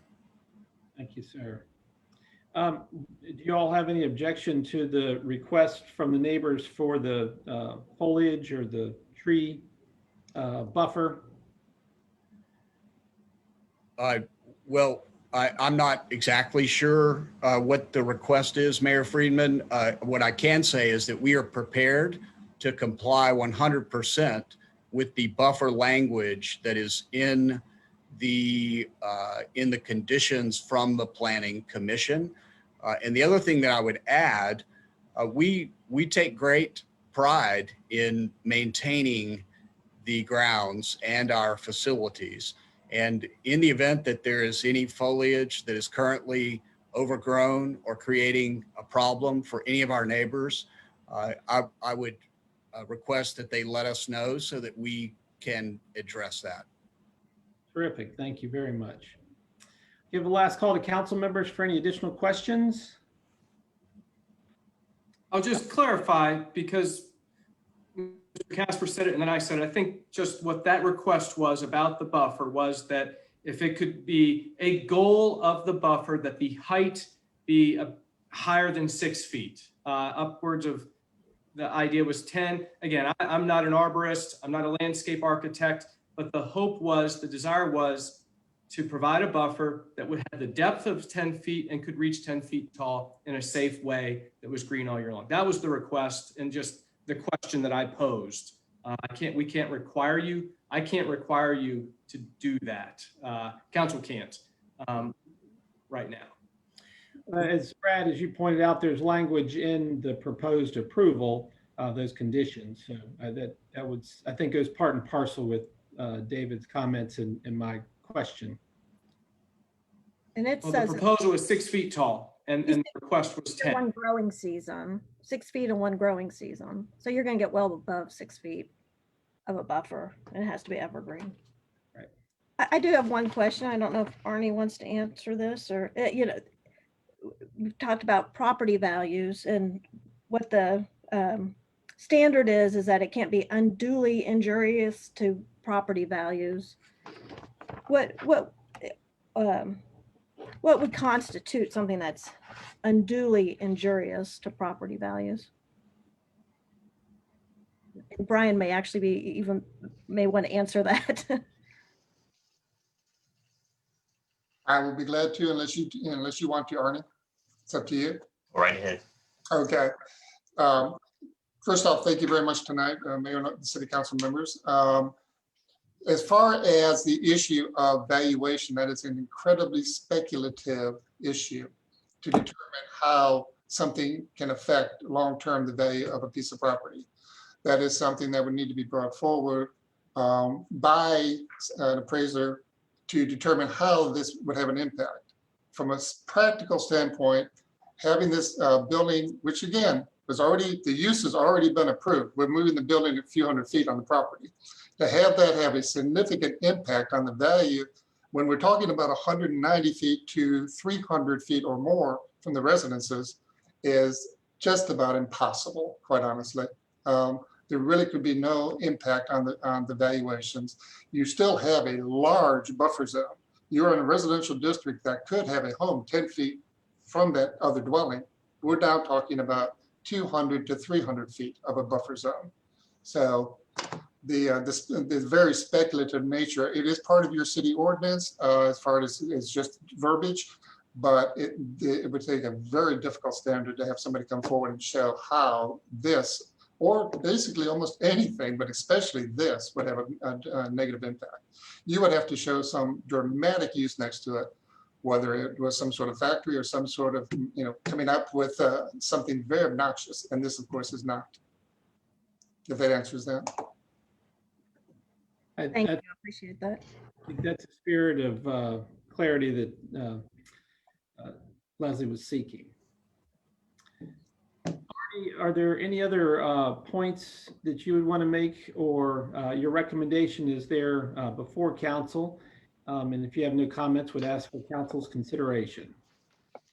Someone mentioned stormwater runoff, and I'm wondering whether someone can address the current issues as well as the potential issues with the new construction. Glad to do that real quick, in that the construction, when it comes down to it, will have to be, a site plan will have to be approved. As part of the site plan, you will have an ENS plan.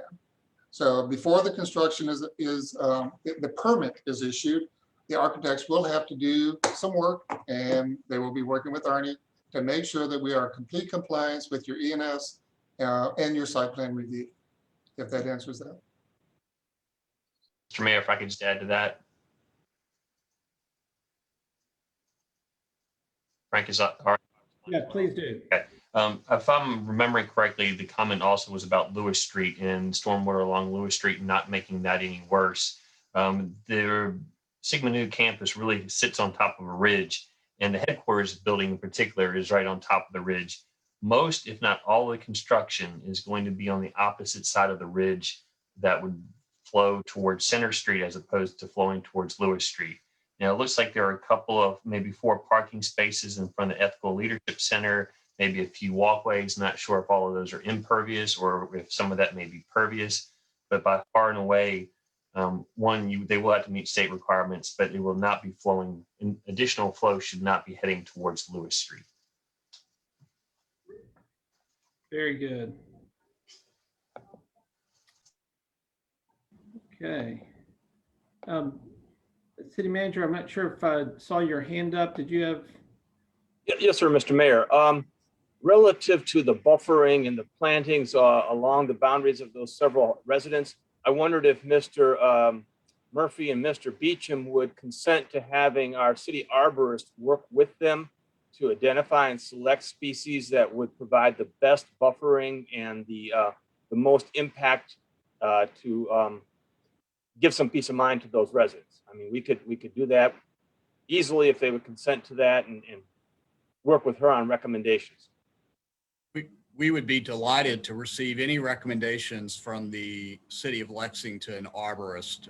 We'd be happy to receive those recommendations and would consider them.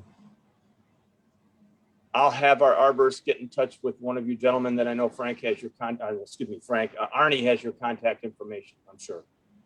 Thank you. Thank you. We've received, we've had public hearing and received public input, and we have a recommendation from the Planning Commission and staff. I would ask for council's consideration. This is Leslie, and I move to approve Master Plan Amendment Application MPA 2021-01 for modifications to the Sigma Nu Educational Foundation campus in accordance with the application submittal date stamped April 19, 2021, and the 6 staff recommended conditions. Second. I have a motion and a second from Mr. Smith. Any council discussion? Just important to acknowledge and appreciate the neighbors and the members of the public that spoke tonight and addressed the Planning Commission and also City Council. I think we always learn from the neighbors, and I always think that plans get better, and it always helps with neighborhood relations. The fact that the representatives from Sigma Nu are here tonight to hear their neighbors and see their neighbors, I think it makes everything better long-term. So I appreciate all of that input. Thank you, Mr. Ziegler. Any further discussion? I'd like to support what David just said.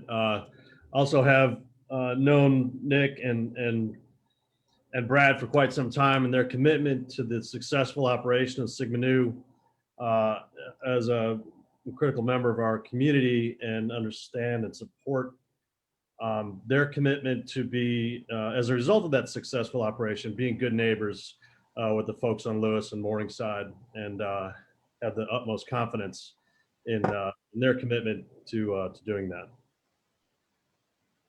Thank you, Mr. Smith. Other members of council, any other discussion? Hearing none, I would ask for a roll call vote. Mr. Smith? Aye. Mr. Ziegler? Aye. Mr. Alligood? Aye. Ms. Strawn? Aye. Mr. Ayers? Aye. Ms. Alexander? Aye. The motion is approved unanimously, and on behalf of all of council and staff, grateful for, again, the neighbors and citizen input, the work by Sigma Nu, and look forward. It's a really big deal and a big project, and we wish you much success as you embark upon this Center for Leadership and promote fraternity and love and kindness as is part of your mission statement. So thank you all for being here. We invite you to embrace the rest of the evening with us, but if you would choose to leave, we certainly understand. Thank you, Mr. Mayor. Thank you, council members, and thank you to all of our friends and neighbors. We appreciate it. Excellent.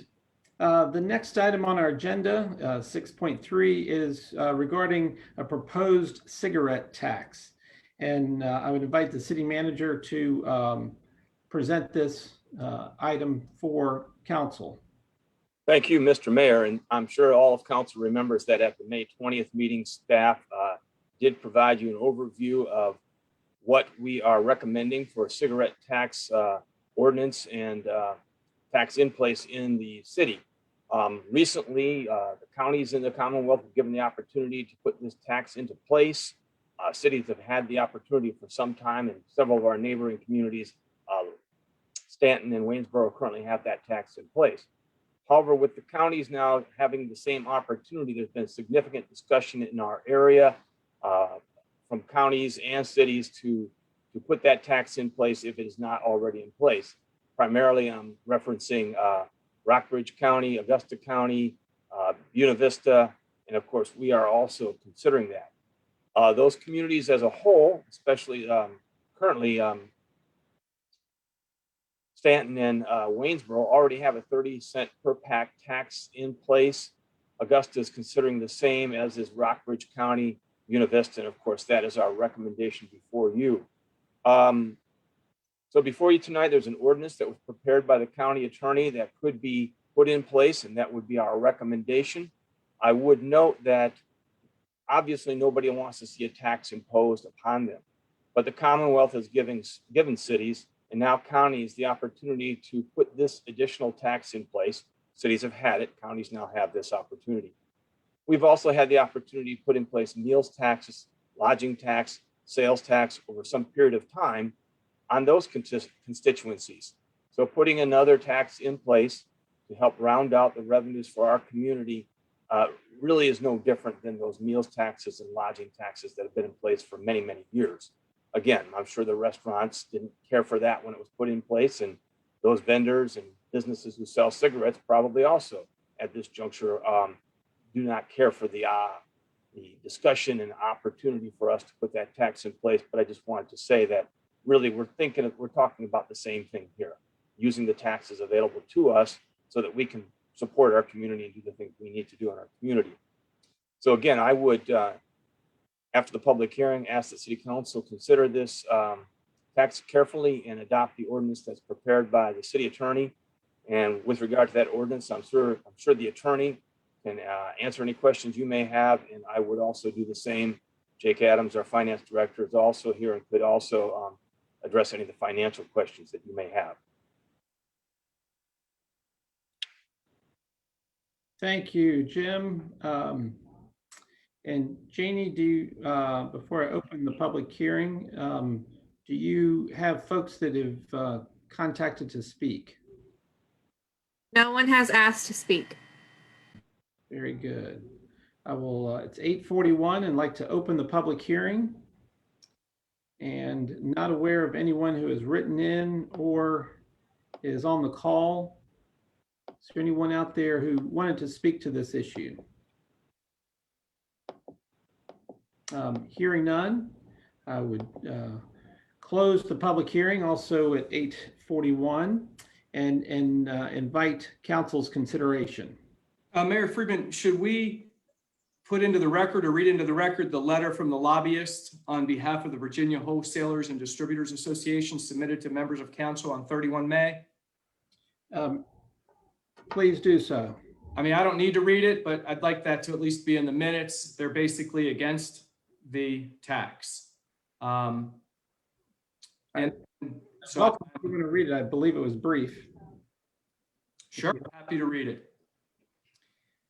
Proposed new cigarette tax. The Virginia Wholesalers and Distributors Association is the statewide business trade group representing the interests of corporations and individuals involved in the manufacturing, sales, and distribution of convenience and grocery store products. We write today to oppose the 30-cent per pack cigarette tax proposed in the City of Lexington's budget. Our membership plays a key role in tax administration through cigarette excise stamp purchasing and application. This experience provides us a front row seat to many shortfalls of cigarette taxes as a budget solution. Excessive cigarette taxes are unstable, harm local businesses, and are an unsuitable source of funding for backing increased debt capacity. Imposing excise taxes, sorry, the font is really hard for me to read. Imposing excise taxes provides incentives for adults to seek alternative avenues to make their purchases. For a city geographically situated like Lexington, the most likely forum for these purchases is stores located outside the city where local taxes are not imposed. When consumers travel to adjoining jurisdictions, they also buy other products, resulting in reduced sales for Lexington retail convenience and small grocers, and thus a reduction in sales tax revenues. If the proposed cigarette excise tax is passed, an adult smoker could save $3 per carton by purchasing cigarettes in neighboring jurisdictions. Due to this activity, time and time again, we see the revenue from cigarette taxes fall short of meeting expanding budget needs. An unstable cigarette excise tax is a poor fit for meeting new debt capacity payments. Moreover, the potential revenue lost due to sales lost to neighboring jurisdictions can be devastating for local retailers and become problematic for the local government budgeting process. Furthermore, excessive cigarette excise taxes can lead to a corresponding increase in contraband traffic, which in turn will have an adverse effect on local law enforcement budgets. The illegal trafficking of counterfeit contraband cigarettes is the new fundraising method of choice for organized crime located up and down the East Coast and documented by the Virginia State Crime Commission over the past several years in their study of the issue. They conclude each time that taxes are the number one issue. Quote, all cigarette trafficking schemes, regardless of the scope of the operation or the methods employed, depend upon tax avoidance to generate illegal profits. Traffickers exploit differences in tax rates between different jurisdictions or geographic locations, purchasing cigarettes in one area and then illegally transporting them to another area. One does not need to look far to see the devastation caused by the pandemic. From an economic standpoint, Virginia businesses have seen significant decline in revenues and foot traffic. Lastly, from a tax policy standpoint, many economic resources define a stable revenue source as one that is broad-based, equitable, and not narrowly targeted at one specific type of economic activity. Cigarette taxes harm tax equity across several dimensions. They are horizontally inequitable because within income groups, only some, i.e. smokers, are required to pay a tax that funds general government services. They are vertically inequitable or regressive because they place a much higher burden on low-income smokers than they do on high-income smokers. Thank you in advance for giving this issue further consideration. Jeff D. Smith, Executive Vice President, Virginia Wholesalers and Distributors Association. Thank you, Mr. Ziegler. And I would ask if you could, while you have it handy, if you could forward that to the clerk to be included along with your reading into the record for her to publish with our minutes. We've had Leslie, go right ahead. The county has postponed their vote on this, and the city has had the ability to have this tax. It's new to the county. We've never done it before because it didn't make sense for us to do it without the county doing it. And I'd like council to consider postponing this until after the county has voted on it. I'm in favor of it, but they may decide. Some localities are giving 2 cents to the merchants because they have to manage this tax. So I think I will make a motion. I move that we postpone this item to the next meeting. Second. I have a motion second to table this topic. Is there any further discussion? Hearing none, ask for a roll call vote on tabling this item. Mr. Smith. Aye. Mr. Ayers. Aye. Mr. Ziegler. Aye. Ms. Strong. Aye. Gallagher. Aye. Ms. Alexander. Aye. Motion to table carries unanimously. Thank you all very much. And we will take this up, or revisit it rather, at our June 17th meeting. Next item is Ordinance 2021-08, and I would call on Jake Adams to speak to this item. Well, thank you, Mr. Mayor, and good evening, Mayor and Council members. As you're all aware, City Council adopted the FY22 budget and the FY22 through 26 capital improvements plan in May. So in accordance with state law, we advertised this agenda item here tonight for a public hearing. What you have before you is an ordinance to appropriate funds necessary for the FY22 budget, as well as the fee schedule for city fees for FY22. So after the public hearing, we do recommend adoption of Ordinance 2021-08, appropriating funds necessary for the FY22 budget. Thank you, Jake. At this time, I'd like to open the public hearing at 8:48. Janie, is there anyone who wanted to speak or has written in related to this item? I do not have anybody. Very good. Not seeing or aware of anyone who wanted to speak to this issue. I'll close the public hearing also at 8:48 and ask for council's consideration.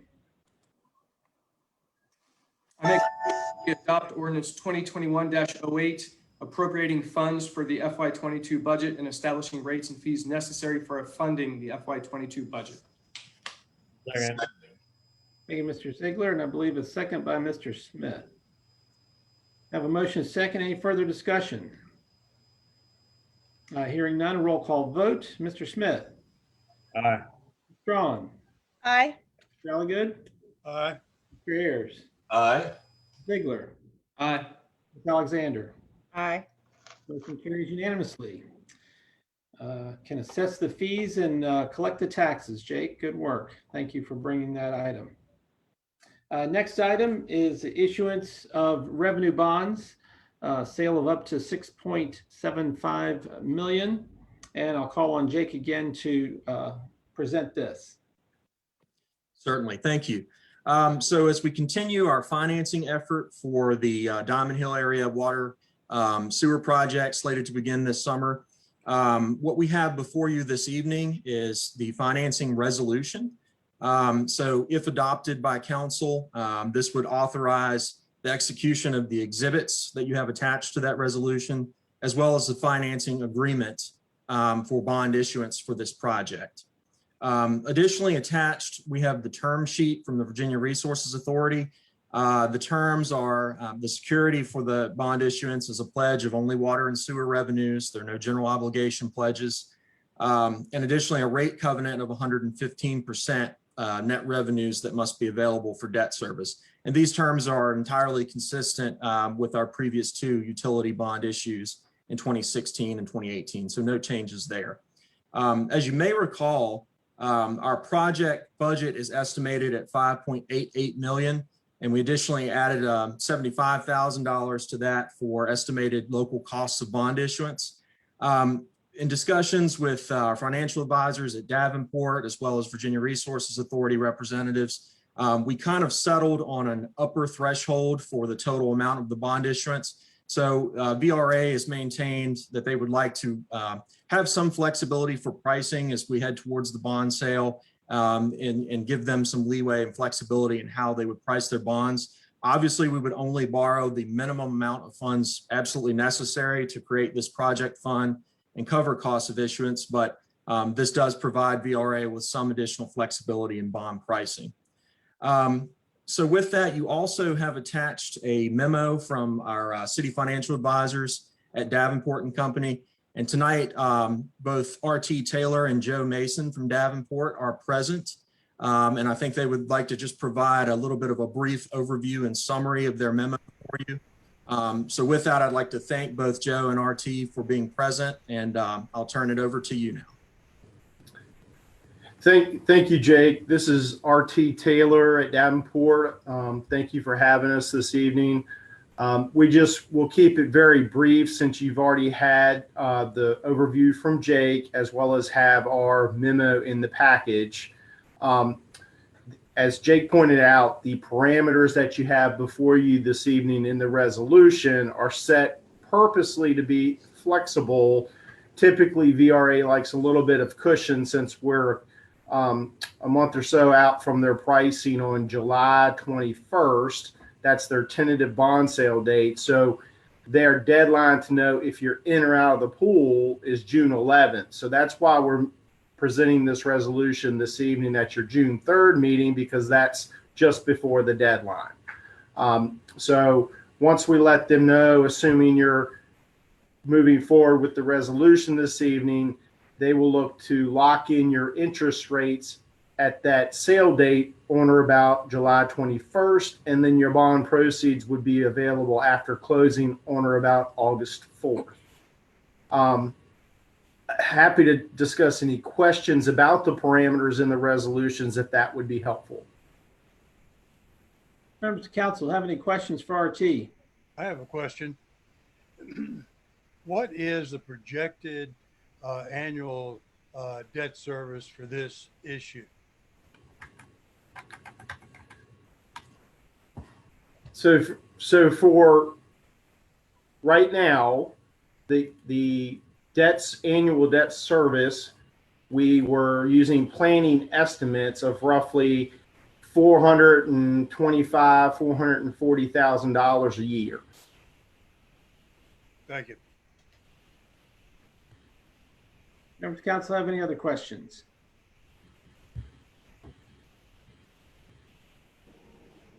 If not, RT, thank you for the presentation. And this time it is 8:54, and I would like to open the public hearing.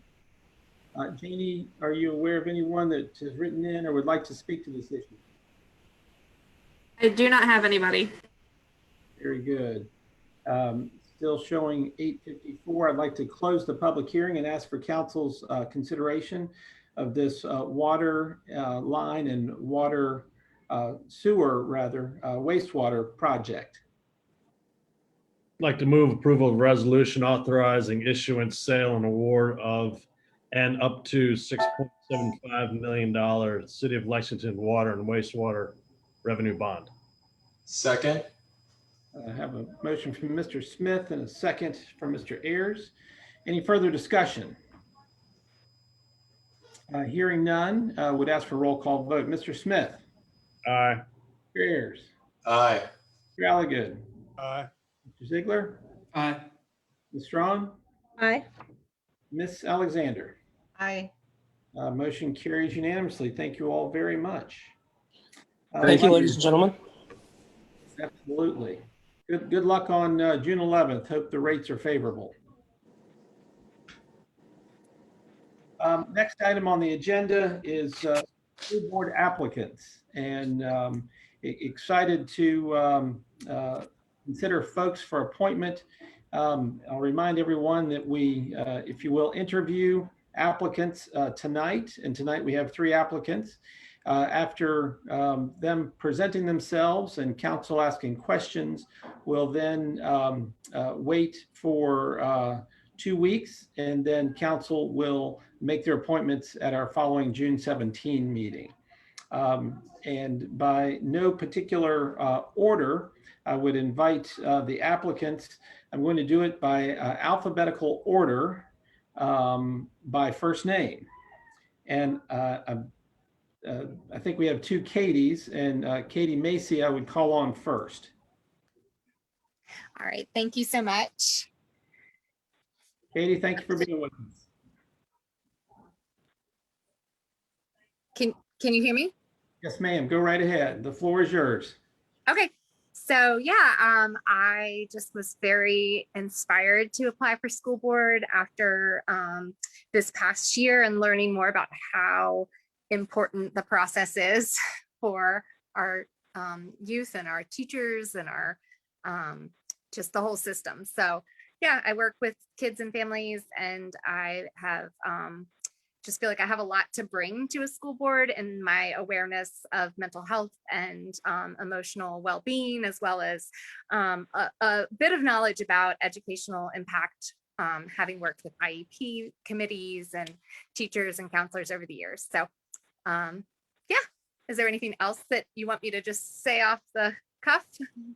No, that is perfectly fine, and appreciate you presenting yourself and making application. It is customary for council members to ask questions, and I'll remind council members that we ask all the applicants the same questions. And I know that there are a couple out there. I know I'll call on Mr. Ziegler first to pose any questions he may have. What do you see as the primary work of the school board? So I feel like the school board has so many different hats that it will wear. And one of the things though that I think is just really, really important is keeping the best interests of the children and the students in mind. And I think that there's a lot to balance, and there's a lot to manage and handle between personnel and between the staff. And although it's a small school district, I think there's still a lot that is, and obviously having had my son at Waddell, I've experienced a little bit of what a great school it can be. So, and always heard great things about Lilburn. So I feel like I just really want to be able to be a part of that, like kind of like that voice for the students and the families, and helping with the just whatever comes up that's needed. And then also, of course, there's going to be all the logistical things that are are impacted. So I imagine I'll have some education for myself along those lines. But I, like I said, I do have a little bit of background understanding of some of the workings within the school system from experience, just that I've had professionally through my role. So. Thank you, Katie. Mr. Ziegler, any other questions? I'll let someone else go. Ms. Strawn. So what do you see as the biggest issue facing the schools? Currently, well, well, I'll let you answer it. Okay. Yeah. So I just think right now we are dealing with a huge transition. Obviously, there's a lot more hope going into this next school year and a lot more security with safety and just I imagine people will feel much more comfortable about being at school. But I think we have some really serious lingering impacts from coming out of pandemic. I really do. I'm seeing it a lot and reading about it a lot. And so I just think we're going to have to be very, very proactive with helping make a transition back within this next year. I think that overall, one of the biggest things that our school probably will, I imagine it goes beyond my time living here, but being a smaller school, I think we need a lot more services for students that need support. And I just really feel like if that's something that we can look ahead and try to put in place, that would be really amazing. Thank you. Mr. Smith, any questions for the applicants? Maybe just to follow up on that one, what specific services for students do you find not available? Yeah, so I think that one of the things that, although we haven't had a huge number of students in each grade that would need services for autism or Asperger's or more, developmental disorders, I do think it's important that we be looking to provide those and that we be finding ways to provide those. And I think that there's some growth that the school can make in that area. Thank you. Mr. Ayers, any questions for the applicants? Yes, just one. In the past couple of years, have there been any decisions made by our school board that you might have disagreed with or have called into question? Oh, why, yes. Katie, before you answer, pretty vocal in August, September, October, and I was very disappointed at how everything unfolded with students not returning to school for so long and the back and the forth. And yeah, I know there are a lot of opinions around that, and it's still a pretty sensitive topic and issue, but that was definitely my eye-opener of what an important role the school board has and impact it has directly. So thank you. I would ask folks that are listening in or may have dialed in if you could put your line on mute while we're going through this process would be helpful. Mr. Alligood, any questions for the applicants? Yes, sir. I have a question. And in a way, it's a follow-up with Mr. Ayers' question. My question is, do you have any policy changes in mind to advocate for should you be appointed to the school board? I didn't hear the last part of what you said. Are you asking if I have in mind any policy changes that I would like to see the school board consider? Yes, exactly right. Yes, policy changes, exactly. Okay, yeah. So I guess I would have to be more familiar with the specific policies as they are at the moment. It seemed like this past year, the main thing that kept changing was in person and virtual and whatnot. We're looking hopefully to being in person as things are improving. So that area I don't think will be as much of a concern. But I do, like I mentioned, I would really love to see more incorporation of some and not, I'm not just thinking for like the students who might have the IEP, but more incorporation into in general, all students having a more varied access to being able to move and learn in new ways. And so, yeah, I think that the policy part is going to come and play as things unfold.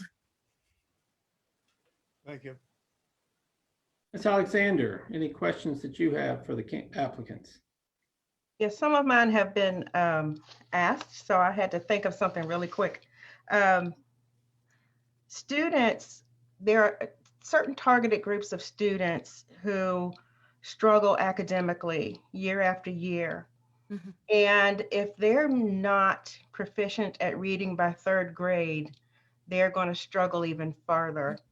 And because of the pandemic, those students, like many others, are going to be faced with more challenges to catch up. What needs to be done? What things need to be put in place during this next school year to help these students with the catch up? Definitely. I mean, I have this same thought, not only about reading, but about a lot of other areas for students. And I think that to be on moving in a direction early on where all students are being assessed is a strong word, but just that awareness of where they are and that initial phase to say, okay, this is the support, and being putting that in place more immediately. You spoke of the reading, so working to implement and connect more reading, be it with older students, being it with access to more like library-based programs, be it, do they need support outside of school hours? Are there, like, do we need to create or seek some of what were previously existing? We're not as much this past year, but we do have many different ways that we can create more opportunities for kids to receive support in areas. I also think, as I was speaking of more of the needs, I think we do need to have access to more specialists in more areas that could meet some of the specific needs, and to have those in place from the beginning. Not that it's we might not need that all the time. So it might be that we need specific contracts for ABA specialists. We have specific contracts. We have access to specifically to assess if there's a deficit in reading or there's a deficit in whatever it might be. So. Thank you. I'll pile on with one observation and one question. The role of school board and all the boards and commissions in the city are extremely important and serious, and attendance and participation and engagement are critical. So I hope that you know the schedule for the school board meetings, and that you will make every effort to seek out the professional education made available to school board members should you be appointed. Observation. Question, what will you do, should you be appointed, to work to adding diversity to the staff and professionals in our schools? So yes, I'm pretty sure when I filled out the application, it explained the meeting schedule, but I am aware that some things come up that are not on the schedule. So I will do like everything I can to be available and to partake in those meetings. And yeah, I love any opportunity for educational or professional development. So I would definitely prioritize those. As far as increasing, I think that increasing and looking to have greater diversity and greater understanding of students' needs and the staff and the personnel themselves. I think that it comes from when there are opportunities to have that, to be looking and seeking, is there a way that we can make this a more richer and diverse staff? Is there a way to make it so that we can make sure that we are reaching and seeking families who might not feel as connected or supported? And that's, in whatever way it might be. So, and I also think there's, I obviously, since I have not been the inner workings of the school, I don't know how much is already being done, but there's a wealth of access out there for professional development, and it doesn't have to be something that's burdensome. Teachers have so much on their plates, and I know this year has been really draining for everyone. So with that in mind, we don't want to add too much more, but just trying to incorporate into what is already in place for the teachers and the staff. Terrific. Katie, thank you for applying and presenting yourself. And we'll look forward to seeing your smiling face in 2 weeks as council gives consideration and makes appointments on the 17th. All right, thank you. I should ask, are there any parting words before I terminate your presentation? No, I just am really honored and excited, and I know that there are more of us who have applied than positions, so I really feel like if I am selected, I will be able to fulfill the role. So yeah, thank you. Terrific, thank you. Next, I'd like to call on Katie Chester to present herself. Katie, are you with us? Yes. Can you hear me? Yes. Awesome. Welcome. Thank you so much for listening to me today, and for all you do for the city, because goodness, you guys put in a lot of time. Yeah, and in terms of opening comments, I'll say that my family's lived in Lexington for 10 years. When we moved here from Tennessee, we very intentionally moved into the city limits because of the schools. I attended a 5th grade graduation of my oldest today. Next year, I'll have a kid at Lilburn Downing, and my youngest will be in 3rd grade at Waddell. By training, I'm an economist. I'm an economics professor at WNL.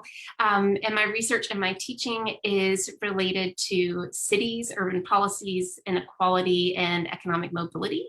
And so I'm really interested in being a part of public policy, being involved in it, and learning more about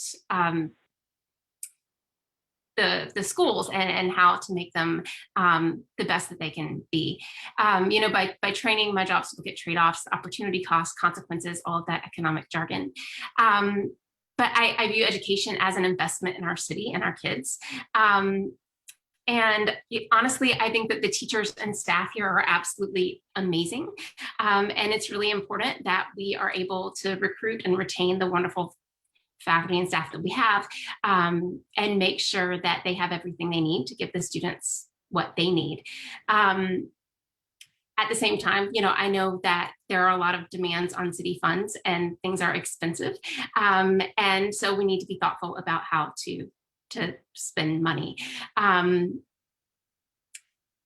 Yeah, so I guess in thinking about why I'm running for the school board, I was thinking about it a few years ago, but then got involved in city strategic planning and got involved in the IDA, and then took a little bit of time off from that public service. And I'm now kind of willing to pay back again, and I'm interested in the work.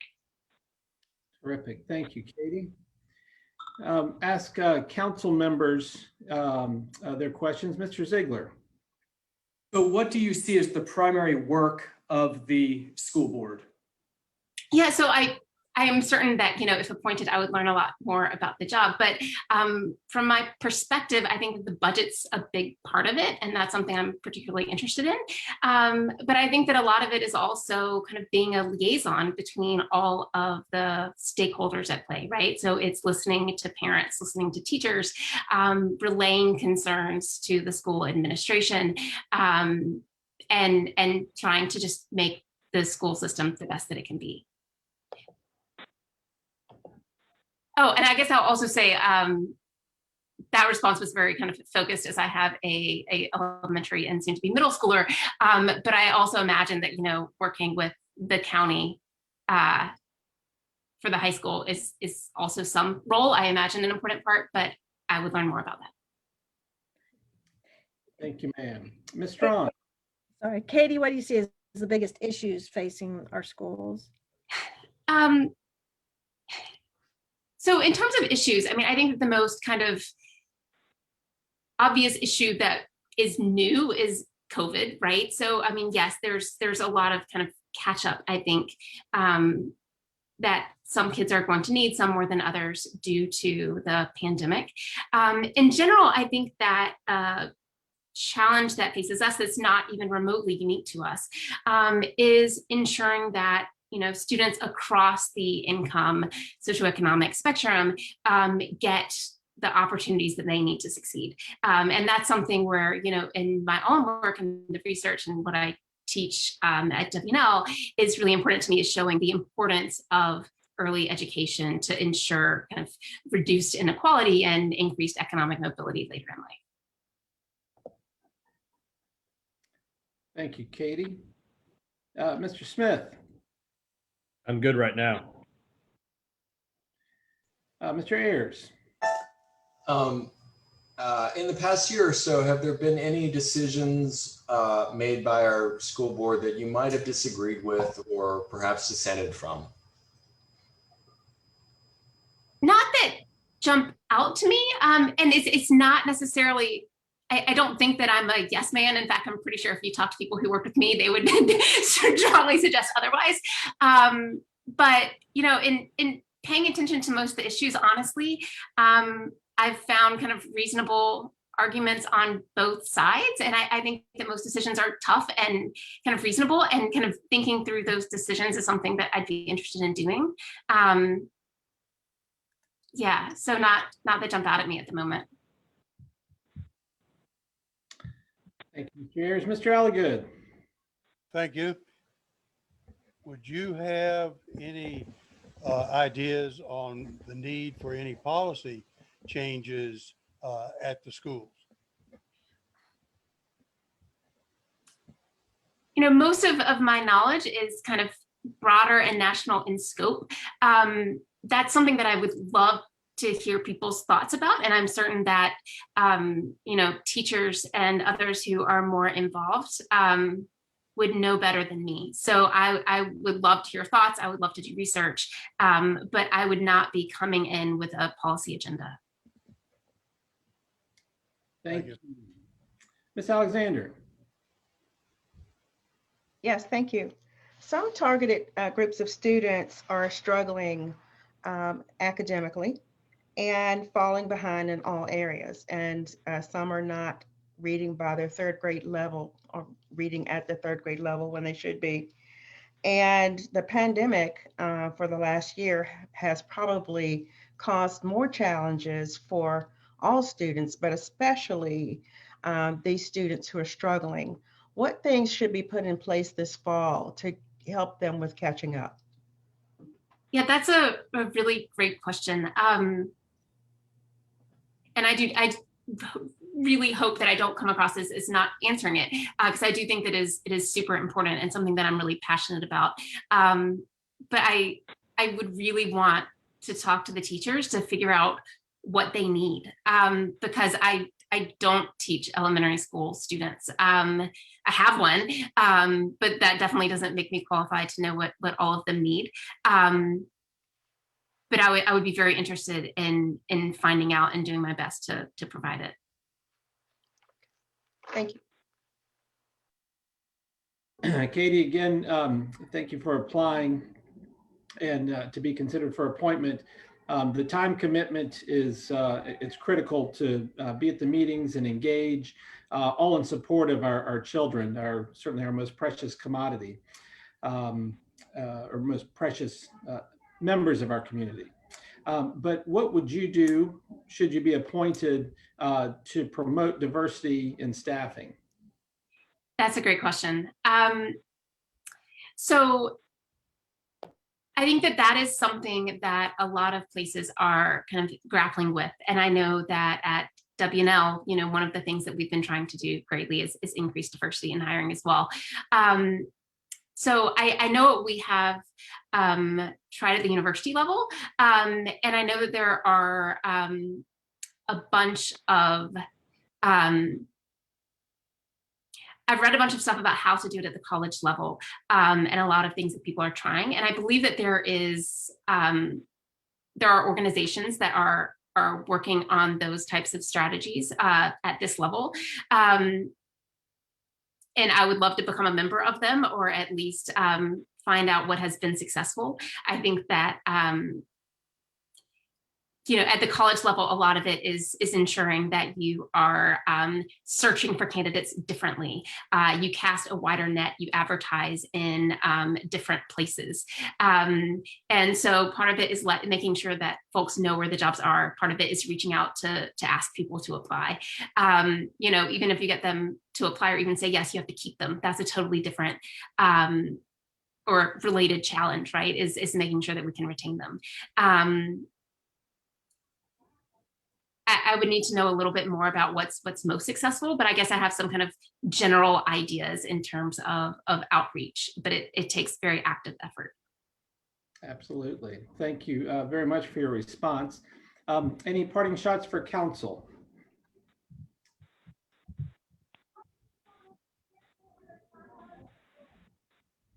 Any last comments to council? Oh, I'm so sorry. No, thank you so much for your time. Excellent. Thanks for being with us. And again, we'll look forward to seeing your smiling face on June 17th as well. Sounds great. Thank you. Next, I'd like to invite Michael Saunders for consideration, who's also applied. Michael, are you with us?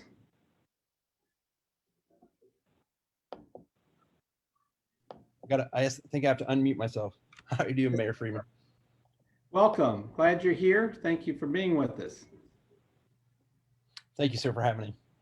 Absolutely. Any opening statement or comments to council in presentation of yourself?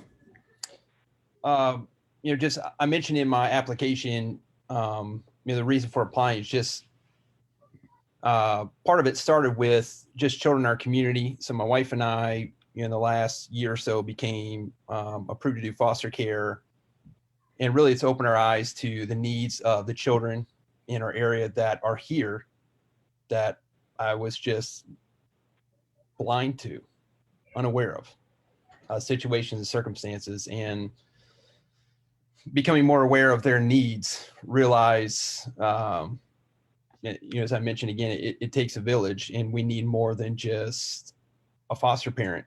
The schools are going to have to be fully involved. As I mentioned, I work at a church. Our church needs to be involved. But we have to, as you mentioned, children are a precious commodity.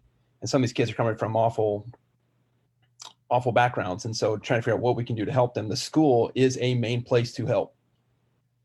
So going through our training, realizing that most of the incidents that are found because the child's in school. And it's a teacher, it's a counselor, that recognizes, school nurse that recognizes that, hey, there's abuse going on and we have to do something. And so as my wife, I think when, COVID's all going on, she wrote a letter to that point, pointing that out, that these are kids we have to keep in mind. And the numbers right now are drastically low for foster care in our area, and dealing with DSS and Intercept Health. You're with us at the Care Portal launch. One of the things that they're worried about is that we could have a crazy spike starting next year, come August, September, November, December, through the fall months, as we recognize the need that's been here all along in kids that may possibly just being abused for over a year. But DSS hasn't been able to see them. They have not been in schools. Abuse could be going on. Parents saying, hey, we're just going to keep them at home just to do virtual. Again, it doesn't mean that's why you don't do virtual, but those are the things that we become aware of, and our heart goes out to them, and hopefully we can be a part in just trying to be a voice for those kids. Obviously, we have our children are in school. We have 3 kiddos that'll be attending, 2 in Waddell, 1 in Lilburn Downey next year. I want to make sure we're parenting our children well, but we've receive nothing but a great education for our children at Waddell. It's sad to hear Melanie Camden's not gonna be able to stick around. I think you guys lost a gem. So if you're talking about policy change, keep good principles would probably be one. But thankful for her, thankful for her involvement. She knew my kids. She knew every kid. She knew their name. She loved on them. And that's somebody, if you're going to hire somebody, find Melanie Camden's twin. But thankful for somebody like her that just loved children. And that's what you want. I mean, you want somebody that's going to be an advocate for them. Absolutely. There's no question she was bulldog proud. Yeah. Yeah. Yes, sir. Again, glad you're here, and ask council members to pose their questions. Mr. Ziegler. So thanks for applying. What do you see as the primary work of the school board? All right, Mr. Ziegler, I appreciate your question. Can I be super honest with you? I did not know what all the school board member did before somebody asked us if my wife or I were consider applying. So according to Google, which I've been searching on, like, what on earth is a school board? What do they do? What should be my role? What would be my part in that? And it comes down to, right, the establishing direction and structure. You're providing support and accountability. You're providing community leadership. I wish I could say I came up with all those things, but just me trying to do research on what on earth would this even look like. And again, same with, my wife and I trying to do foster care. We know what the book tells us, but when we get a kid in here, that life's all going to change. So I understand there's going to be a lot of learning curve to the process, but in study, that's about, what I was coming up with. If you have anything to add to that, feel free to send it my way. You never stop learning in life. I mean, so that's honestly, whether it's city council or school board, none of us know it all, and you work as a team always, and you just have to keep learning and try to make everyone a little bit better. But no, thanks for being honest. Yes, sir. Yes, thank you for your candid answer. Ms. Strong. Hi, what do you see as the biggest issues facing our schools?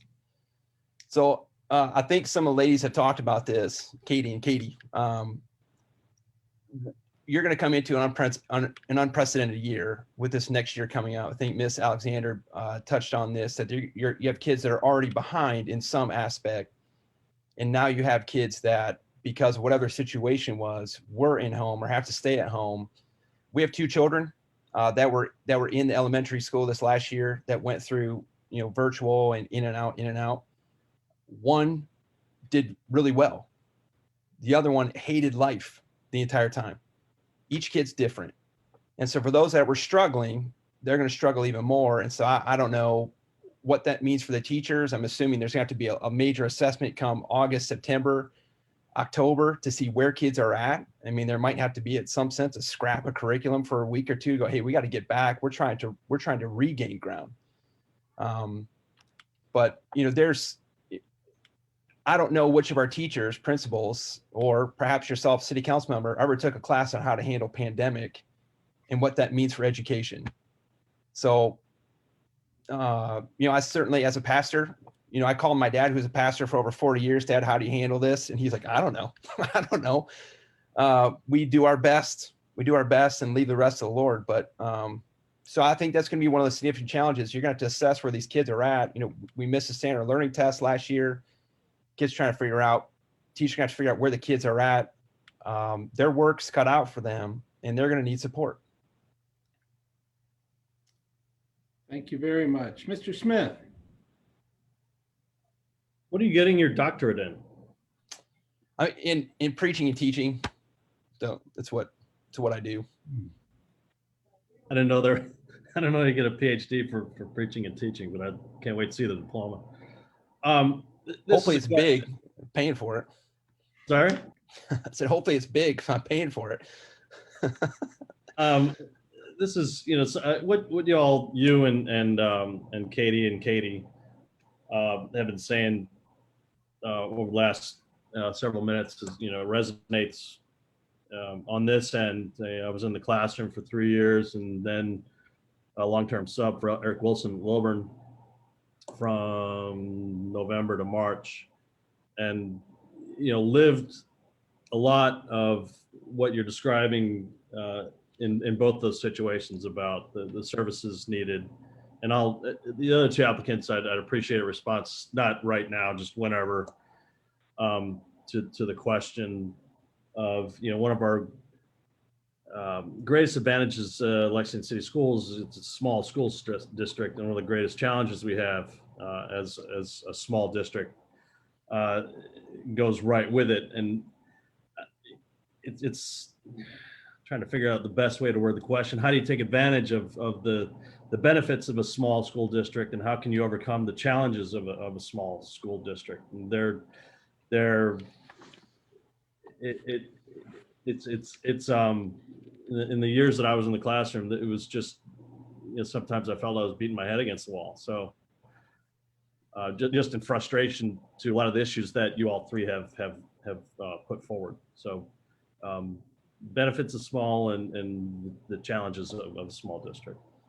So my children, before we moved to Virginia 5 years ago, my children were in a school in Richmond. We were able to see the difference between those two school systems. My child was in a school where parental involvement was low. So I asked to help out. I'd come in and do lunch for the teacher. I'd cover their lunch and help clean up the tables. The teacher could have a break. The classroom had over 20, somewhere between 20, 25. So it was everything is pretty tight. I was the only parent helping in that class. That's not a pat on my back. It was just, I had that day off. I want to go see my son at lunch, just trying to get a teacher a break. The involvement to get in, to try to just even do that was pretty hard to get involved in the school, just even on that aspect. When we came to Waddell in Lexington, and we were just driving around looking at the area, and there's 20 plus 30 kids down at Hopkins Green running around, no parents. And I was worried that, where's Child Protective Services going to end up calling on all these parents?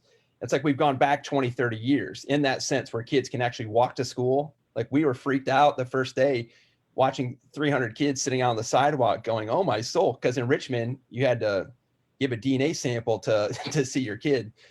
So that aspect's different. So when my son goes into that first class and it's 15, 16 instead of 25, when I asked to help in kindergarten with one of the kids that was helping, and the teacher said, no, I have too many parents helping. And in the first grade class, I was told, we'll work you in. And I came in, work an hour with the kids reading. There's another mom in there working with the kids on writing, and the teacher was working with another set of kids with doing something else. That to me was drastic. You had numerous levels of adults helping, speaking to these kids' lives, and made the job for the teacher way easier. So if you're talking benefit, I can tell you personally from our own family, the benefit has been drastic. The move to you want me to make a commercial, move to Lexington. The school system, we were blue ribbon, a couple years ago. They've been fantastic. The teacher's been fantastic. Like I mentioned, again, I'm not trying to do another plug for Melody Camden, but she's loved on her kids. She knows her kids' names. And our children felt important to her. This principal I grew up with, I did not want to be around. She loves our children. And not just my family, she knows the children's names. And so that part, we felt like it was personal. It was, they're caring. So the challenge would be, you're probably looking at budget. You're limited on your budget. So my wife, who was elementary teacher for 5 years, came here and are still trying to, raise our kids. And she's like, well, maybe I'll come sub sometimes. I think the sub pay at that time was like $60 or $65 for a day. You're not going to get good quality for subs at $65 a day. You can make more flipping burgers at Cookout. If you go to Botetourt, I think at that time, so I don't know what it is now. This is back when my wife was subbing. At Botetourt, it was double at that time. So if you're going to sub, and I know a person in our area that subs, they actually drive to Botetourt to sub because they'll make double the amount. So you're not going to get good subs in that sense. If you pay a paltry amount, you're working 8 to 3, we're going to give you $65. But we're asking them to train our children. They charge more than that at Yellow Brick Road or Montessori School to watch a child, for one child, let alone you're going to watch 15. So I think that, stuff like that, I think you're just trying to think of, that's probably a challenge, but that's probably budgetary. So I don't know the budget. I haven't seen it. I don't know if that's one of the restraints, but If you're small, you probably have less money coming in. Absolutely. Thank you, Michael. And I'll remind council members, in fairness to the applicants, we're trying to ask the same questions to everyone and not change it up. Mr. Ayers. Yeah, first I just want to comment, my apologies to all three candidates because this is a difficult question asking you to kind of Monday morning quarterback without all the facts. But in the past year or so, have there been any decisions made by our school board that you might have disagreed with or dissented from? Letting Melanie Camden go. We'll start with that one. I don't know what went into that. Give the lady $1 million, tell her to come back. But again, budget constraints, whatever you want to do. I think when COVID came, it's a scramble for everybody. So let's be honest with that. As I mentioned, I don't know which of our city council members, which of our school board members, which of our teachers or principals ever went through pandemic training 101 in college. We didn't. Even on our level as a church, there's a struggle for what do you do with constant changing guidelines every other week. So I'm sure along the line, there are many things that I would have done differently. There's plenty. One of the things that, but again, that's because I'm different. And I have an opinion just as I'm sure they do. I don't have all the information why decision A was made. The thing that probably unsettled my wife and I the most through the process was in the first meeting when things were changed. My wife was a PTA president. She knew the school. She knew the people in the school. She's been working with the teachers. We couldn't ask a question. And they had a meeting and they refused to allow us to give input. That was a little unsettling. And then when we sent out an email just to ask the questions, hey, here are the questions. I'm not trying to be defiant. Can you just help me understand? And there's no response. That was a bummer. And so if you're talking about, part of the things that the school board can do, communication's got to be on the top of the list. We have to be able to at least be transparent. People are going to disagree with you. I think city council kind of showed that tonight. They're probably right. There are plenty of people that are going to disagree with you, and you can't make a decision to make everybody happy. You won't, especially in the crazy rhetoric time we live in right now, where everything is explosive. So, in our all caps generation, where everything has to be, yelling, I think it's probably helpful for us to go, hey, we can lead well. So, so I was talking about this.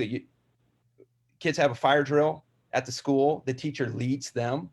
We can lead calmly through trial. We can lead calmly through those times, but we can still be transparent. We can still answer questions. So I think just being accessible would probably be something like that. So that was unsettling again, because my wife gave so much time to this place, and she knew the people personally. To go, come on, at least send an email back or just say, hey, you know what? We're working on this. Got a lot of things coming our way. Could you give me a week or two and we'll get you these answers? Thank you, Michael. Mr. Alligood. Thank you. I want to have a moment of personal privilege. You had mentioned, Mr. Saunders, about the problem of the kids missing an SOL test. I would view that not as a problem, but as a plus. The SOL test raised. My children do. And they're very good. So we're on the same path. Now to the question: do you have any policies or changes to existing policies that you would like to advocate for? Just allowing feedback would probably just be. Regardless of who's on the board, I just encourage you, allow feedback. It's not going to kill you. It's not always fun. I understand that in my job. I get feedback all the time and I don't always ask for it. But you need to hear it. You need to listen. But as I mentioned earlier, I don't know what the current subpay is. I don't know if it's comparable to the others. But when a teacher does have to miss because they're sick, and they're allowed to get sick, and we want to make sure they're okay, they don't feel rushed to come back. You want to make sure we have good quality. I feel like the quality of the school is fantastic, and we want to make sure what we're replacing them with is also quality. And so, that's the one thing, but that's only from personal experience. Excellent. Thank you, Mr. Saunders. Ms. Alexander. I believe he has answered my question pretty well. Thank you. Terrific. Thank you, Ms. Alexander. Mr. Saunders, again, given the schedules, I hope you've been able to Google and find out when the school board meetings are and the demands of that. Encourage you to contact some of the current sitting or those that are not seeking reappointment to understand the time commitment, because again, being energized and engaged and participating is critical. I did mention it with the other applicants, but the school budget takes up about 50% of the city's budget. So it's a critical and very important, and why the appointments to the school board are handled so meticulously by council. But what would you do, anticipating that you, presuming that you would be appointed, what would you do to promote diversity in staffing? Well, I think it's foolish to exclude somebody that's different than me. So like considering foster care, the point of us trying to help a child in foster care isn't their gender or their race or their background, if it's poor, not poor, rich, but the fact that they're human and we can help them. So I think, you want to, as a board, make sure we're trying to help our community, and whoever we can get to help in our community, we should want them to be a part. So does somebody want to move to Lexington? That's a good question. Would they be willing to move to Lexington? Those are hard things that each family has to work through. Obviously, as I told you, I gladly do a commercial for the city because I feel like I've gone back in time 20 years. My kids can walk to school. There's good family atmospheres, community. I don't know if any of you were at the kickball game that I know Katie Chester, that happened. Is it last night, Katie? But just the community aspect that, be honest, it's probably good for our school board to say we need to do that more than just once a year. It doesn't have to be 5th grade kickball, but just getting families together and being more of a community is going to be good for all of our kids. But as far as hiring people, I shouldn't hire somebody just because they're like me, nor should we exclude somebody because they're not like me. So you want to get the best quality we can for people that are willing to work here. Absolutely. Thank you very much. Any parting words or observations to share with council? No, you guys have a thankless job. So thank you. So at least you get, I know the other is the criticism you take, I'm sure it may keep you up at night. If it doesn't, I'm glad you sleep well. But, even for the school council, even for the people that, when we were trying to reach out to them, I think it's a thankless job. So, thank you for what you guys are doing. And I hope in the end, the result is the kids are better served. Whoever gets on, may the kids be better served and our community grow tighter. Thank you very, very much. Again, appreciate you being here, and we look forward to seeing your smiling face on June 17th as council has the extraordinarily difficult circumstance of appointing 2 of 3 very qualified applicants. So thank you for making time to be with us and being considered along with Katie Chester and Katie Macy. Yes, sir. Have a great evening and a wonderful weekend. And we'll look forward to seeing you on June 17th. Next item on the agenda will be consideration of the minutes. They were distributed, and unless there's an objection, we will accept them as presented. Any objections by council? Hearing none, thank you very much. The next item is citizens' remarks. Janie, do we have some folks or some write-ins? We do, I see there. We always invite and welcome citizen comments. We do ask that you make your comments to the council as a whole. We ask that you state your name and address to the clerk for our record. And we ask you to be brief and state your position and provide facts. Janie, as I understand it, we don't have anyone on here to address council. Is that accurate? I would like to. I use he, they pronouns. My non-biologically related uncle was killed in a tragic freak yachting accident. Thank you, Janie. We'll call on council to read into the record the comments that have been written in. I believe, Chuck, you're up. From Doris and James Vargo, dear City Council, thank you for considering all options for the sale of the Spotswood land. We're grateful that you are taking your time studying it and wondering if high-density housing is in the interests of Lexington. In your deliberations, in case you decide to sell it, please consider requiring the following kind of housing. Plus 55 housing is one of the trends in the country and results in more benefits to a community. This results in less dense housing, less traffic, and fewer peripheral services from the city, especially building more schools and purchasing school buses. Citizens in this category often support the local economy more than they require from it. They are a category that do most of the volunteering in a community without payment. Citizens in this category are more likely to support and attend local art events. Upkeep of the properties is also usually better. Many states in the country covet the influx of older citizens, like Florida and Arizona. If the sale is imminent, which I hope it is not, please consider requiring or considering a company that will furnish a plus 55 housing project. It is my hope that Lexington can thrive without the building of high density housing concentrating on home ownership. Thank you for your attention and vigilance. Doris and James Vargo, 407. Thank you, Doris and Michael. I love you.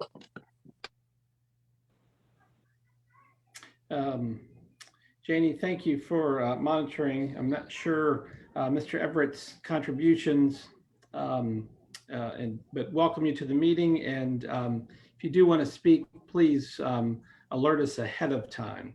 Chuck, thank you for reading the Vargo letter into the record, and greatly appreciate their insights and continued interest in the future of Spotswood, including the Piovano building.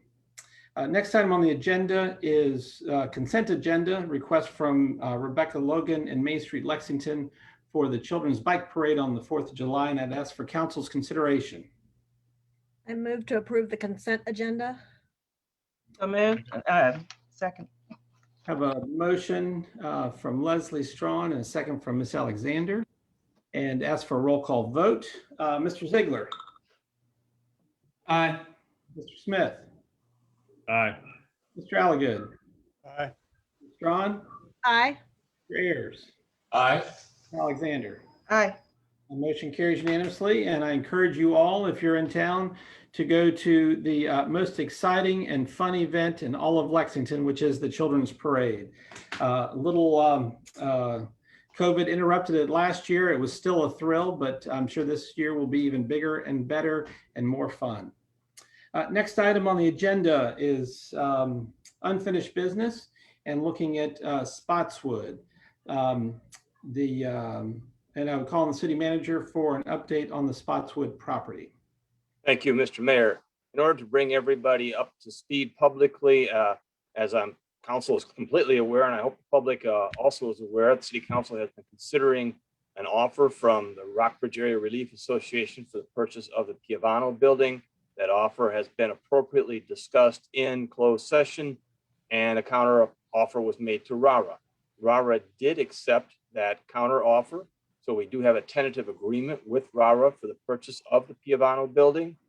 Currently, our city attorney, Jarrett Jenkins, as well as the RARA attorney, are working on the purchase documents. And of course, our attorney can comment more on that in detail. But I will say that, of course, we have a tentative agreement regarding the price, and that was $695,000. Also, the other minor terms of the agreements that were proposed and accepted by RARA are also being included in that agreement that is being drafted by the two attorneys. So at this point in time, I don't know if there's any questions that you'd like to ask our attorney about, but we're on course, I believe, to put that agreement in place and to be approved. Again, I don't know if Mr. Jenkins has any more he'd like to share in that regard, or if you have questions for him or myself. Before council responds to that, encourage Jared, you may have been muted, so you may have to unmute yourself. But I would also point out to council that we're working towards that. RARA has agreed in principle to the terms that City Council had discussed, and the contract will be forthcoming once the attorney for RARA and city attorney have drafted that contract. But Jared, did you have anything to add? Are you able to speak to that?